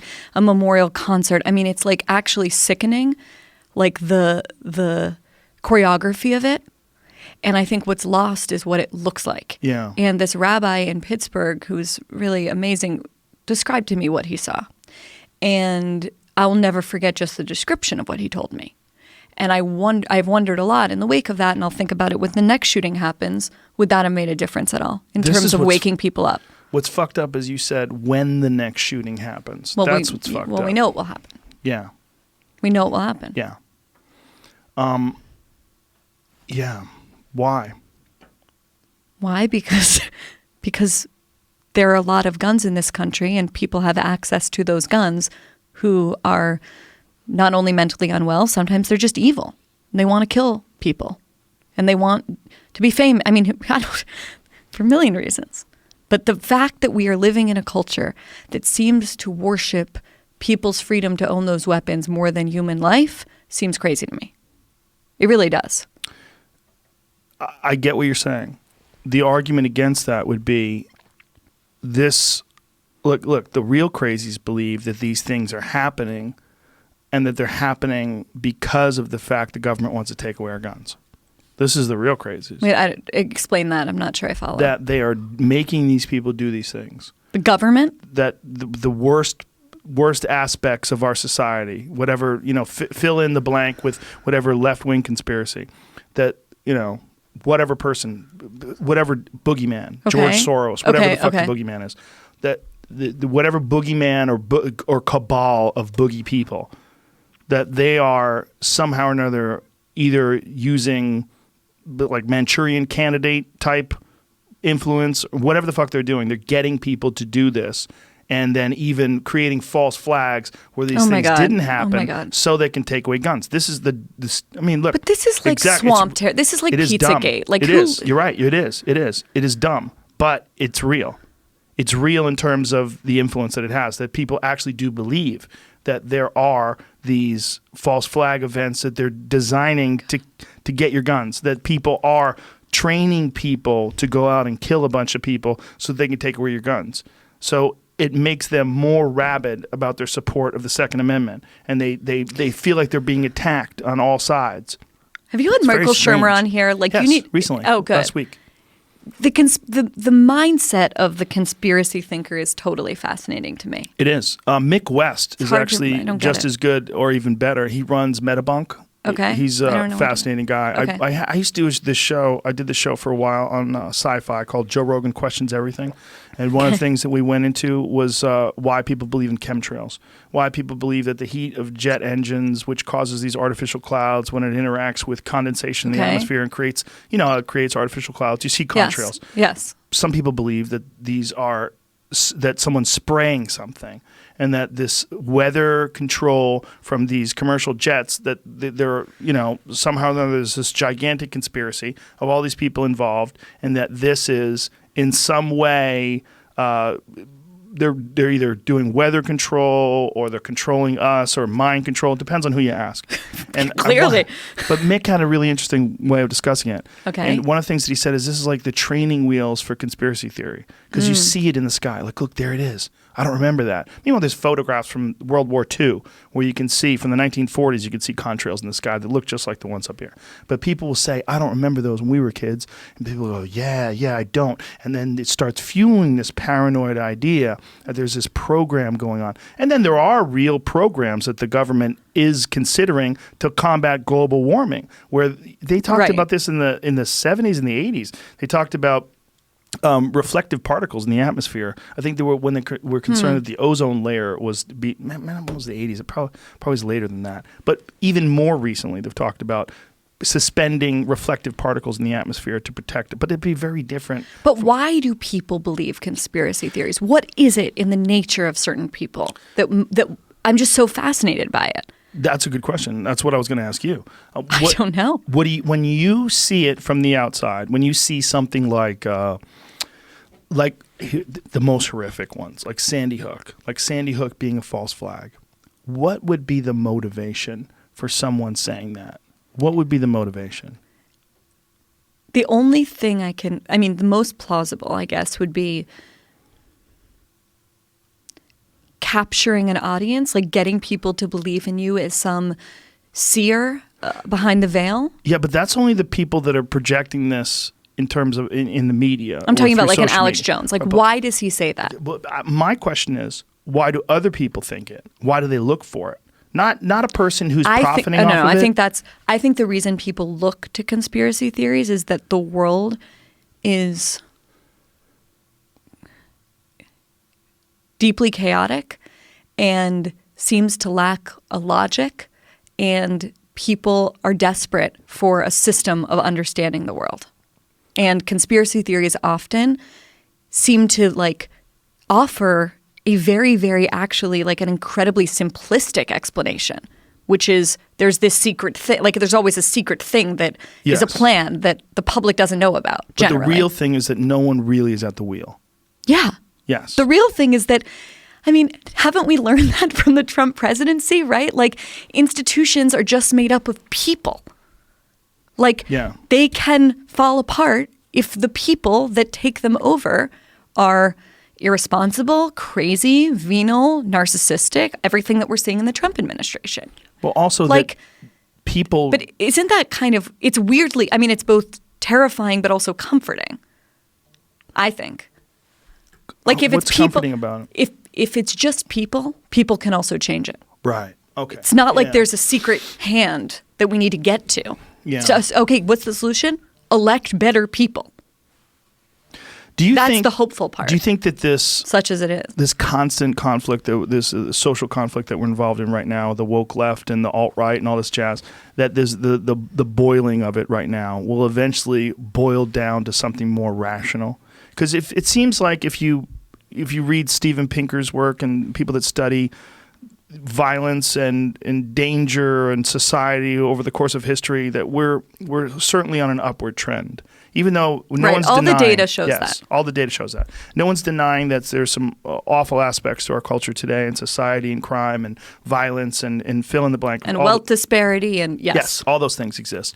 But there's more understanding of that, there's more awareness of that, and there's certainly a safer world today than was 100, 200 years ago in terms of your own existence. Well, just think about my life. I am a woman who can walk down the street of almost any American city with, all the privileges that I have granted, but unharmed. Yes. That's a miracle in It is human a miracle. history. It is. Like, there's one day I was at the beach and I was like, wow, I'm just like sitting here in a bathing suit. No one's coming up to me. No one's harassing me. How many parts of the world could I do that in? Right. I try and keep that in mind when I'm falling into despair about where we are as a country, where I'm like, oh, actually, in a lot of ways, it's still like the best thing of the worst things. It's the best thing in history so far. It's certainly for women. So I try and kind of keep that in mind when I'm losing myself to fears that things are going to get worse before they get better, which is what I think. I have all daughters, and I have friends that are women, and I have a lot of friends that are women in the world of stand-up comedy, and I oftentimes see misogynist shit online that shocks me. Mm-hmm. And one of the things that shocked me was there's a guy that I follow, and he was talking about how his wife, thread on Twitter, well thought out, very smart guy, he's a lawyer, and he was talking about how his wife's gas tank is always empty. It's like every time he gets in his wife's car, she's always out of gas. He's like, what the fuck? Why do I always have to get gas for you? And then she explained she doesn't like to park to get gas because she gets harassed and it creeps her out. And it's like a man would never think about that. Not only would men never think about that, the messages he was getting from men calling him a cuck. What? And making excuse. Oh yeah. There is. No, that's not.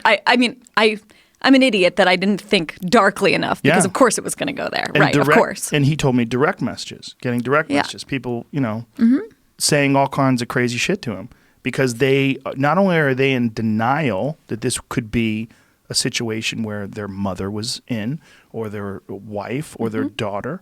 Maybe they don't have a daughter. Maybe they have a bad relationship with their mother. Maybe they've had so many bad, if a guy's had so many bad interactions with women and he's not very smart and he's just decided that women are evil, and you see anything that's like saying, hey guys, maybe we should look at it in terms of like how the woman looks at it. Fuck you. Like that's real. Those guys are real and they're out there. I was at a gas station the other night at 2:00 in the morning. I was coming home from the Comedy Store. And I pulled into this gas station, and there was this guy. They have that bulletproof thing where there's thick glass. Yes. And the guy's talking. I'm using my credit card, and this guy's trying to use his debit card. Okay. And I pull in. I get out of my car, and I hear yelling.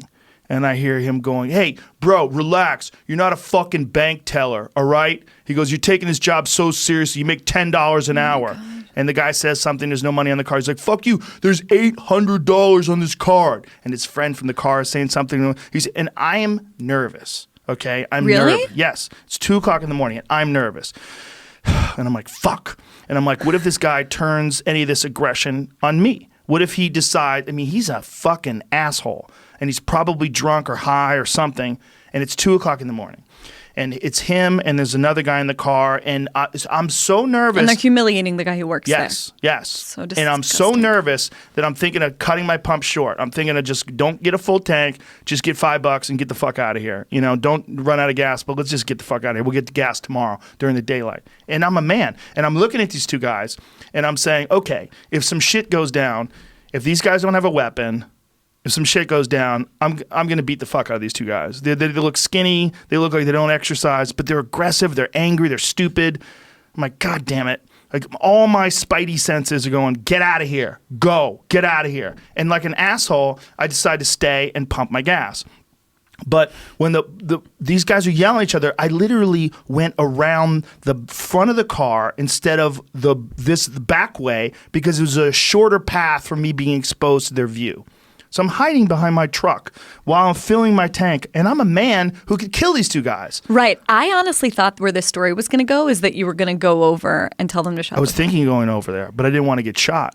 And I'm thinking, this is how people die. I know. And now I'm Second saying, Amendment, Joe. No, sure. But also you can get No, knifed. I'm saying, You can get hit fine, in the fair head enough. with a pipe. But isn't that an insane thing that you have to worry that you're going to get shot at a gas station? It is. It is. This is But it's not just shot. It's just violence in general. Fair enough. And I'm a martial arts expert. So I'm less worried than most men, and certainly way less worried than a woman. If I was a woman and I pulled up and I heard that guy going, "Fuck, you make $10 an hour, bro. Fucking relax," I'd be like, "Oh, get me the fuck out of here." I was on fumes, though. Has raising 2 daughters made you so much more aware of this stuff? 100%. Yeah. And also just raising babies, even if they were boys, I realize that people are babies now. I used to think of people as being in a static state. How old are you? 34. I meet you, I go, "Oh, 34-year-old person. This is a 34-year-old person." I didn't meet you and think, in the past, I would have met you and only thought of you as a 34-year-old person. Now, I look at everyone by As a baby. default as a baby. That's how I process things. And it made me way more compassionate, way more understanding, and way more patient with people. Because I say, okay, when I meet this asshole at the gas station 2 o'clock in the morning that's berating that guy, well, why is he? Well, because probably his dad's a fucking piece of shit. His life probably sucks. He's probably dumb. He's probably been on drugs since he was young. He doesn't have any smart friends. They don't have any money to get gas. It's 2 o'clock in the morning. They're making poor life choices. There's a lot wrong here. He doesn't have any discipline in his life. He's never gone through any sort of trials and tribulations that taught him about things. He didn't receive life lessons, probably didn't get a good education. Here we are, and I might have to kick this guy's ass because it's 2 o'clock in the morning and he's threatening. He's loud, and he's probably going to be loud. Other people look at him the wrong way. He's just fucking toxically stupid. But it was a baby. He was a baby at one point in time. So I don't want to go over there. I don't want to create violence. I'm thinking he's just going to drive away, and eventually he did. And that poor guy, who probably is making just a little bit more than $10 an hour, is stuck in this fucking cubicle, this little glass box, with this asshole berating him at 2 o'clock in the morning. But that's a baby. That guy was a baby. My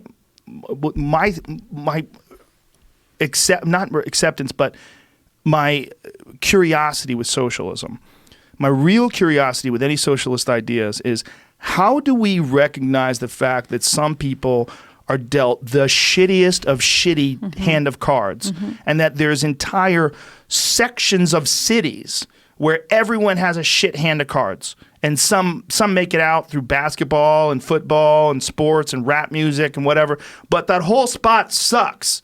The whole spot sucks. The aberrations, the few that make it out, that's not indicative of that this is a good place and these people just need to pull themselves up by the bootstraps. It's that some salmon make it up this crazy waterfall and the grizzly bears don't eat them. It doesn't mean that the waterfall is safe for salmon, right. And the salmon that get bit are a bunch of pussies. This is chaos.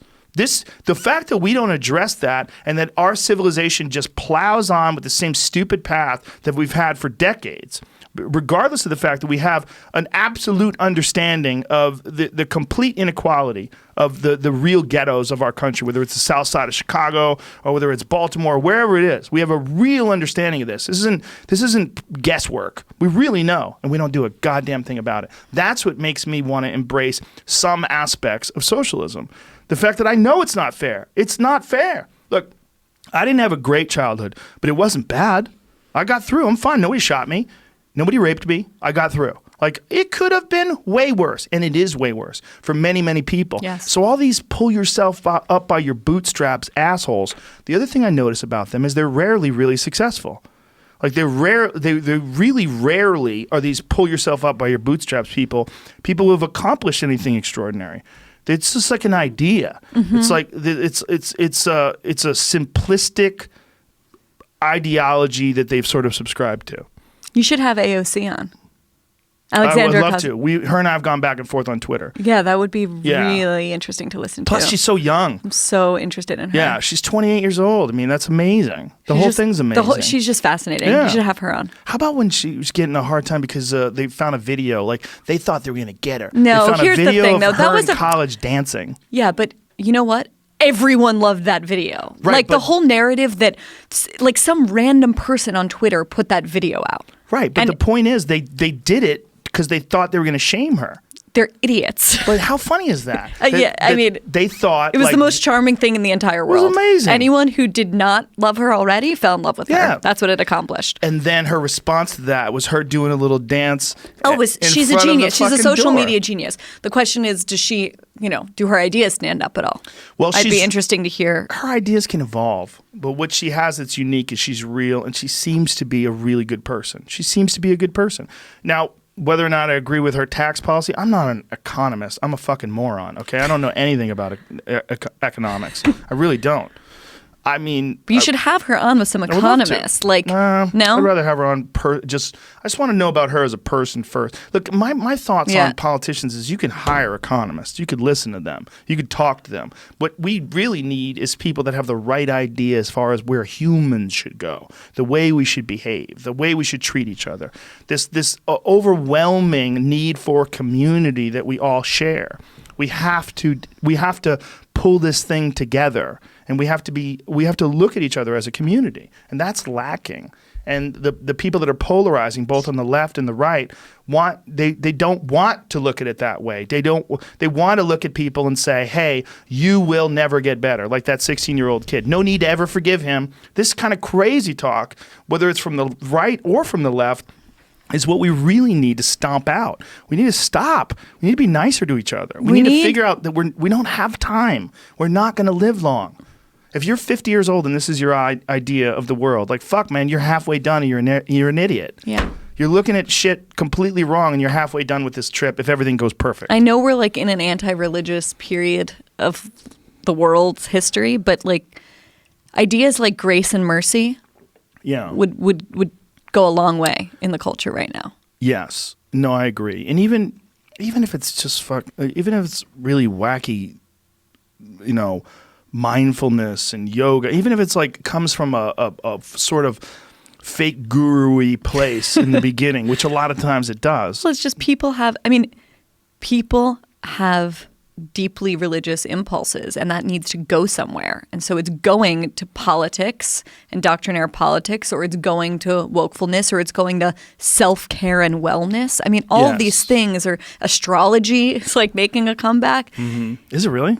Yeah, are you kidding? Yes. I am kidding. I mean, I'm not kidding. Yes.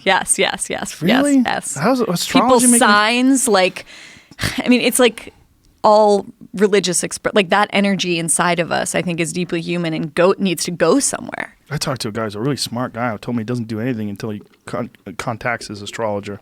Oh my God. Everyone in LA has one. Yeah. Not everyone. A lot. That's not true. Jamie? Jamie does not have one. No. Jamie consults the weed leaves.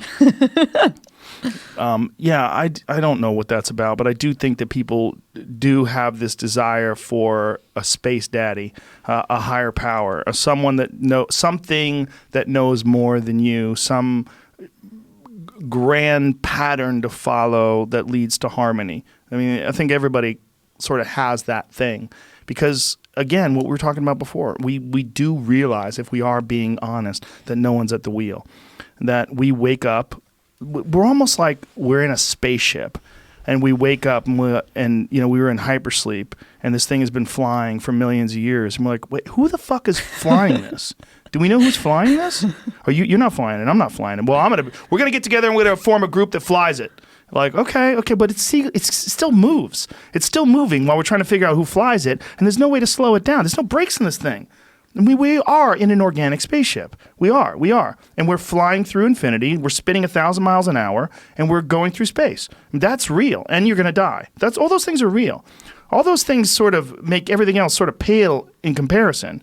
The reality of that is so bizarre.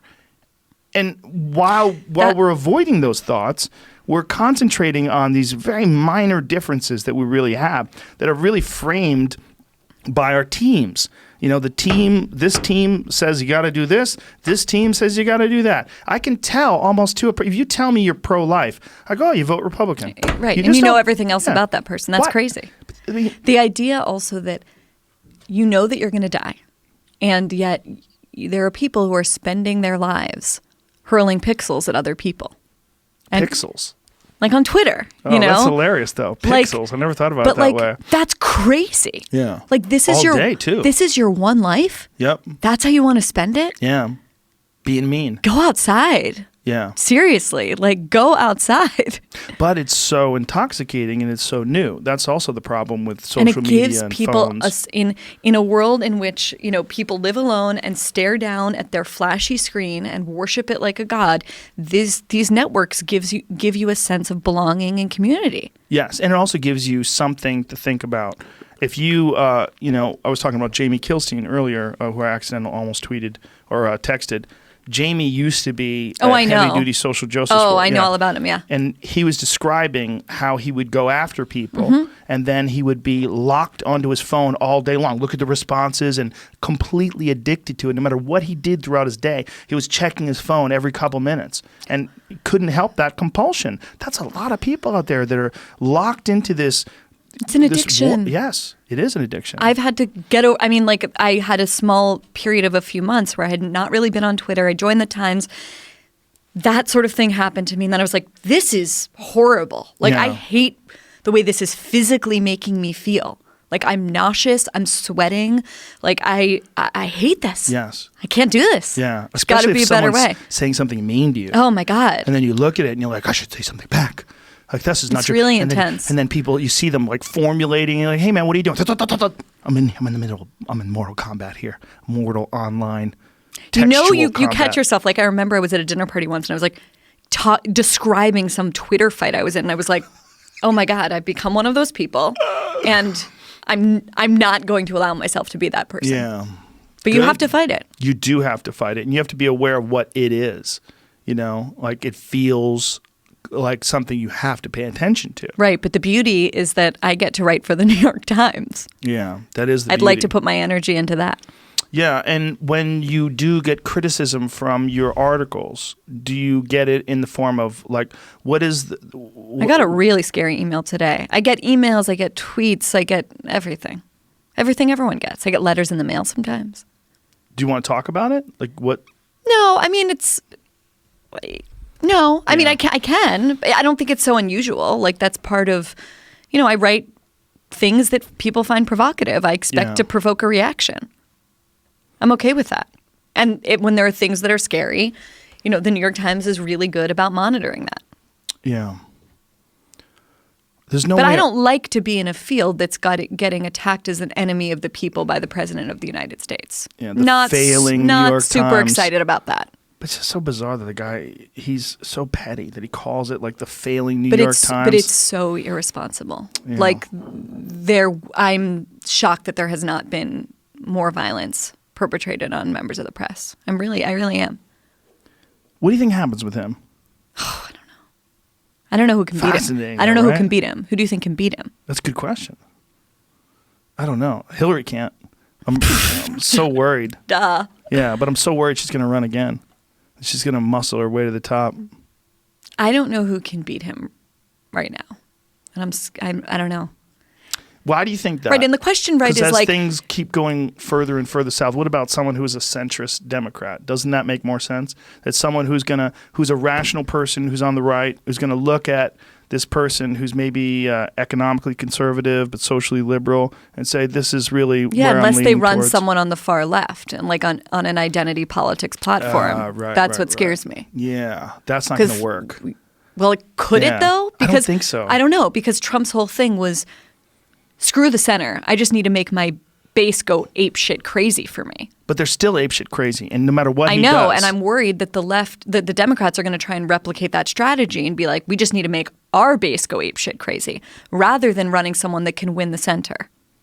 I see where you're going, but I think that this is maybe my liberal bias, but I think that people on the left wouldn't fall for that the same way people on the right would.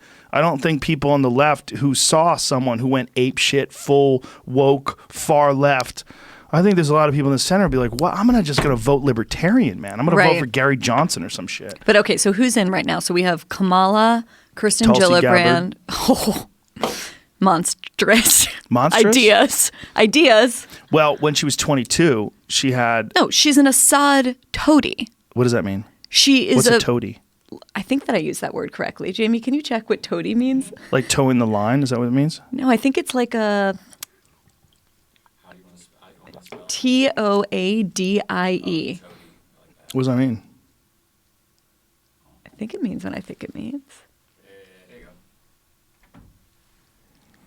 Toady. Definition of toadies. A person A who sycophant, flatters or defers to others I for kinda used it right. self-serving reasons. A sycophant.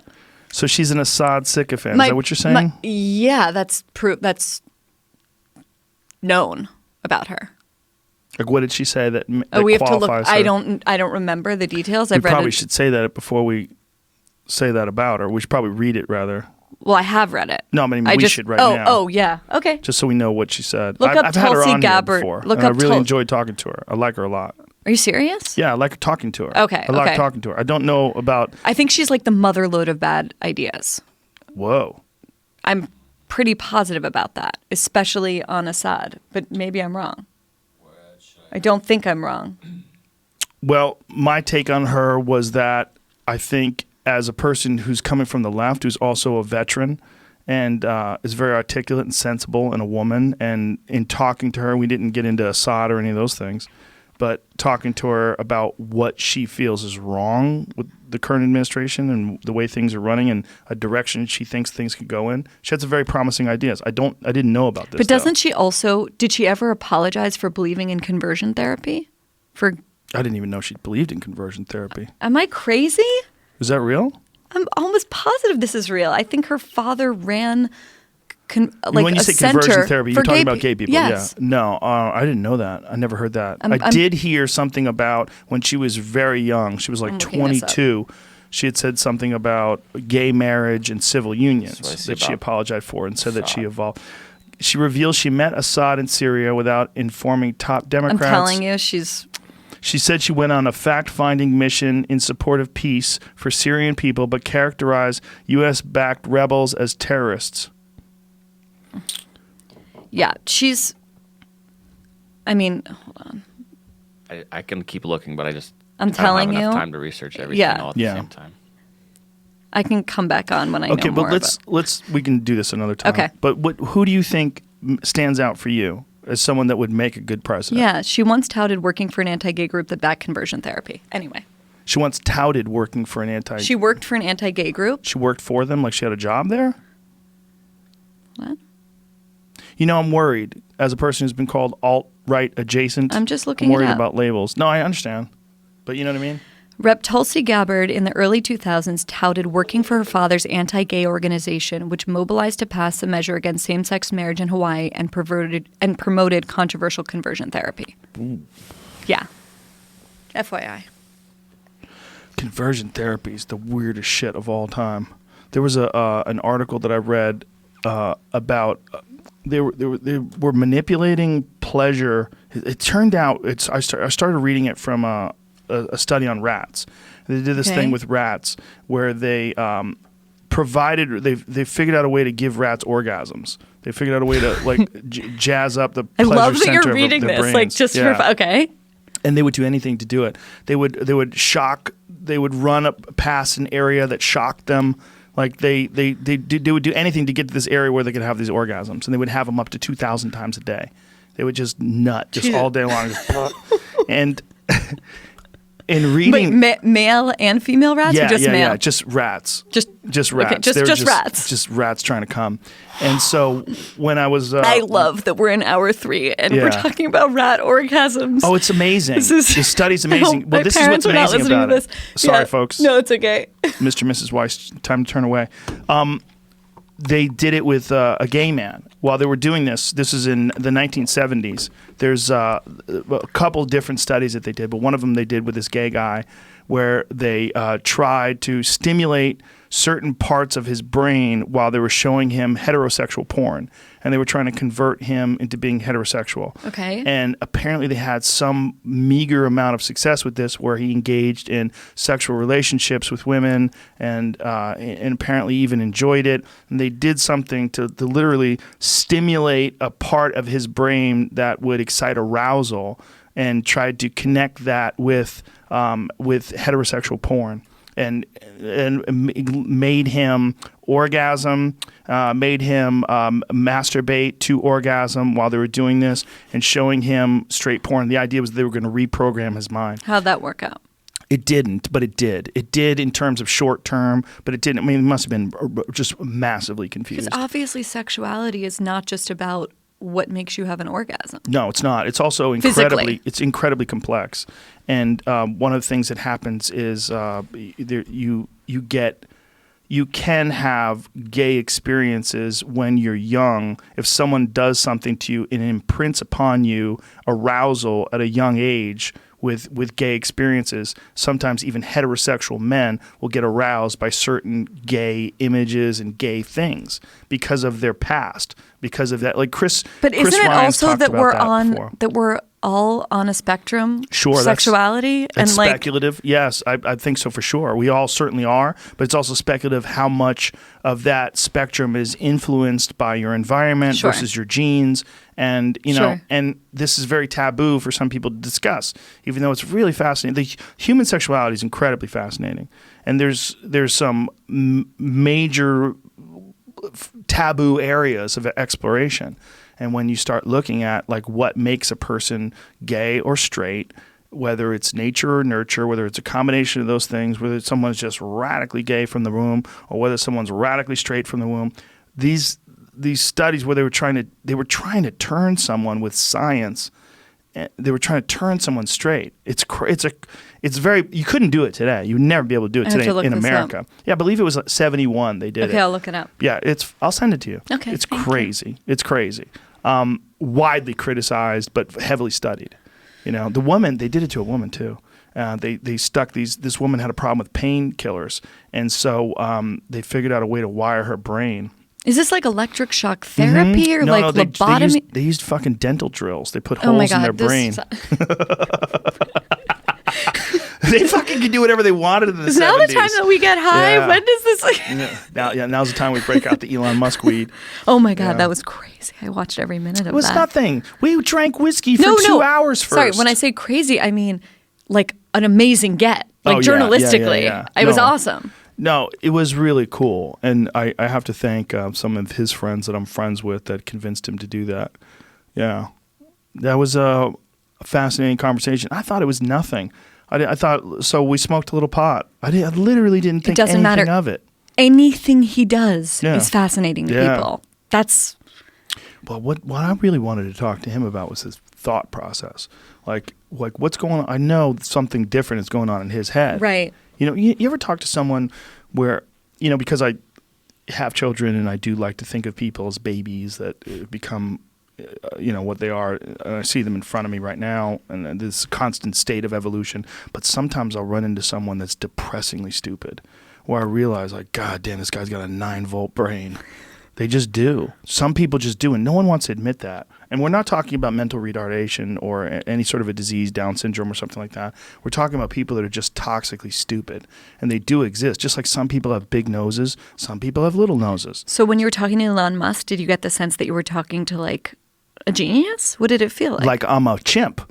Like I'm, you, I'm like a chimp. like with you're that person. Yeah, I'm that. That's exactly what I was going to say. Yeah. I am that toxically stupid person talking to this guy Really? who wants to create gigantic power stations in Australia to fix their grid and wants to shoot fucking rockets into space. And they literally let him drill under LA. They're like, go ahead.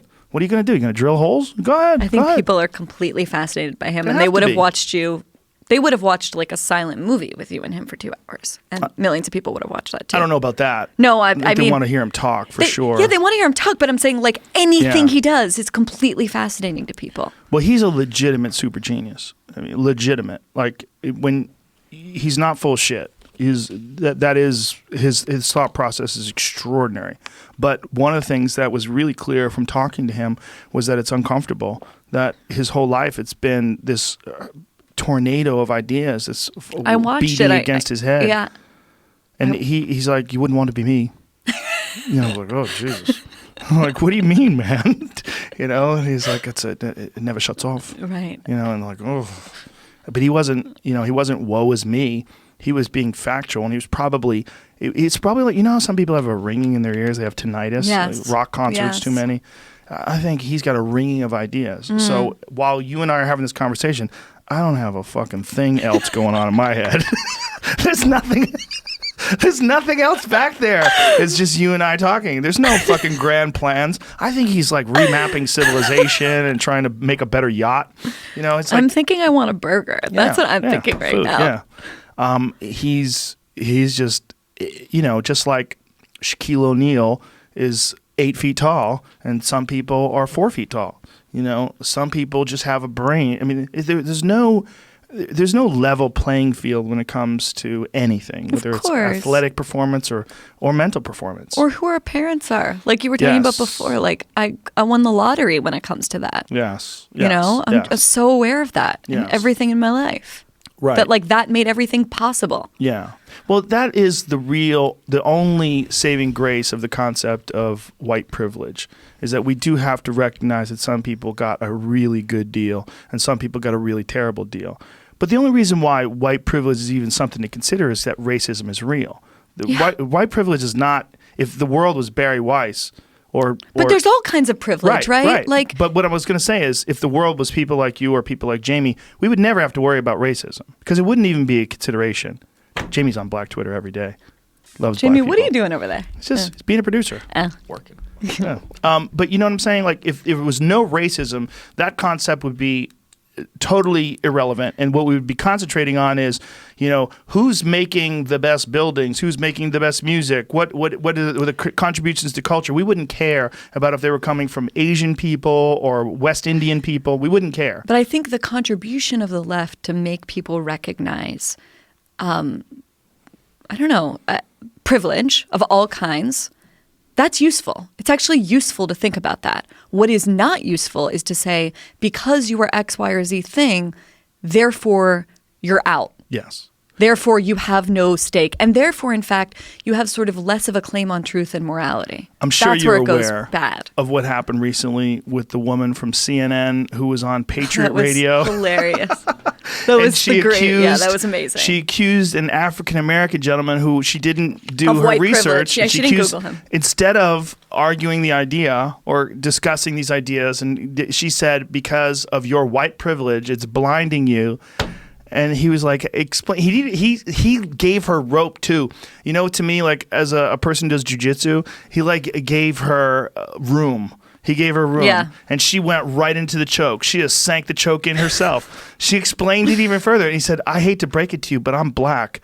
And she must have just felt her whole life, all of her intellectual credibility just go fucking flush down the toilet. Like, oh my God, you just got exposed. And this is what people love about preposterous thinking. Preposterous thinking, if it's given enough time, it's eventually going to slam into a wall. And that's what we saw. We saw a truck with a fucking brick on the accelerator just slam right into the wall because she thought she had a path that you couldn't stop. And this is the path. It's like if you're playing chess, but you have one super powerful move that it works. It's not like a rook or a queen. No, it has no rules. It just king. That's what she did. Basically, she had this super powerful thing, and it didn't work. And it didn't work because this guy was a part of the very protected class that she was a part of, and she tried just that way logic. of thinking of just like shortcuts to dismissing people. But no one else could pull that off except a black man or a black woman. If because of who he is, he had the checkmate. Right. He's like, ha ha. And the whole world went, ha ha. Because we've all seen that, but you can't say anything. If I was having this discussion with her and she said, because of your white privilege, I'd have to say, look, okay. You go through the thing. Let's unpack that. I fucking hate that word unpack. I hate it because it's always brought out by people who really aren't unpacking shit. They're just explaining to you how their ideology trumps your ideology. And it's almost always like this preposterous way of describing things. Let me unpack that for you. Oh, fuck you. But he didn't have to. He didn't have to say that. He said, I'm black. And that was the ultimate unpacking. Boom. Whether he's right or she's right, it's like, those words, white privilege, that creates so many fucking headaches. It does, but you think it's real, though. Yes, it's real. It is for sure. real. It's real because racists don't target me the way they would target a black person. Exactly. That's 100% real. It is real. It just gets used in this sloppy way, and it gets used to dismiss people. Yes. And I don't think that's useful. And the real problem is not white privilege. The real problem is racists, actual racists. That's the real problem. And if there was no racist, that white privilege wouldn't be a thing. It's only a thing because of racists, and it's only a thing with racists. Without racists, it doesn't exist. The problem with African Americans or Asians Asians is the real, like, this is a weird one, right? Like the Harvard thing, where Asians are denied entry into Harvard with the same standards that white people have, like because of race. because of racism. Yes. Because they're good. Because they study so hard and they do But if you so look well. but if you look at that lawsuit and the language that the school used to sort of describe them as like Yes. antisocial and robotic and all of these stereotypes, so awful. It's crazy. It's so crazy. People should read Wesley Yang on this. He's a really interesting writer about this. Who? Wesley Yang, you should have him on. I would He love wrote to. a book of essays called, I think it's actually called The Souls of Yellow Folk this year. I'll connect you to him. He's just interesting on this. I used to teach Taekwondo for a living, and I was around a lot of Korean people. And when I learned Taekwondo from a Korean man. When I learned and I was around so many Korean people, I was stunned by the work ethic that exists in these families, and the humbleness and the way it was almost expected that you never brag and that you work harder than anybody. And I had a friend who was on the U.S. Taekwondo team to compete in the Olympic Games. He was working on his schoolwork. He was going through his residency, so he's probably working on schoolwork 10 to 12 hours a day. In between classes, he would put his book bag on. He would fill his book bag up with books and run the stairs at the university up and down. And then he would come to the gym at night and train. And then he would travel to compete with the world team. And all the meanwhile, he was in college. He was going through medical school. I mean, he had bags under his eyes you could stuff Christmas trees in. It was fucking insane. This guy was always tired. But the work ethic that he had was just, I didn't have 1/10 of that work ethic. It was impossible to ignore. And he was so spread thin and so tired all the time, but he kept working. And he would talk about his culture, and he would talk about his family and what his dad expected of him. Like, he's like, man, in my house like that, you just fucking did it. Like, there's not like, oh, I feel tired today. Fuck you, get up, go to work. But that attitude has allowed so many Asian people that discipline and just this culture of performance and of achievement where it's so cherished, that has allowed so many Asian people to excel in academia. And the fact that Harvard somehow or another steps in and says, well, we're gonna make it more difficult for you because you work so hard. That is so crazy and so weird. It's so weird that they, as this, I mean, if you think about institutions of higher learning, Harvard is the first one you think about. It's number one. It's number one. Like, oh, we graduated from Harvard. Oh, whoa. Done. Right? Harvard. It's the H-bomb. Yeah. And to have them so blinded, it's amazing that they will be racist against the best performers because they're performing too well, and there's a disproportionate number of them in the university. So we're going to make it harder. We're going to raise your standards. Yeah, I just think the actual, like, the stereotypes and, like, the way that they sort of fucking crazy. Yeah, it's crazy. It's crazy. You have him on. I would love to. Yeah. Where is he out of? Do you know? Montreal. Okay. I've actually never. I'm trying to think if I've ever met him. I've never met him, but he's an interesting writer, and he'd be really, really good on this, better than me, especially because I'm fading. Okay. Well, let's wrap it up. We're 3 hours and 20 minutes. Are you serious? Yeah. Dude, there's a time warp in this fucking place. Yeah, look. There's no light in here. No, there's 3:25. Look, clouds. I'm so happy we finally got together and talked. It was wonderful to have this conversation with you. I really appreciate it. I was very impressed by you. And thank you very much. We're going on a trip. Again. We're going to go on a trip. We're going to do it. Jamie's coming. He's going to bring his camera. Thank you so much. Thanks, Joe. Bye, everybody.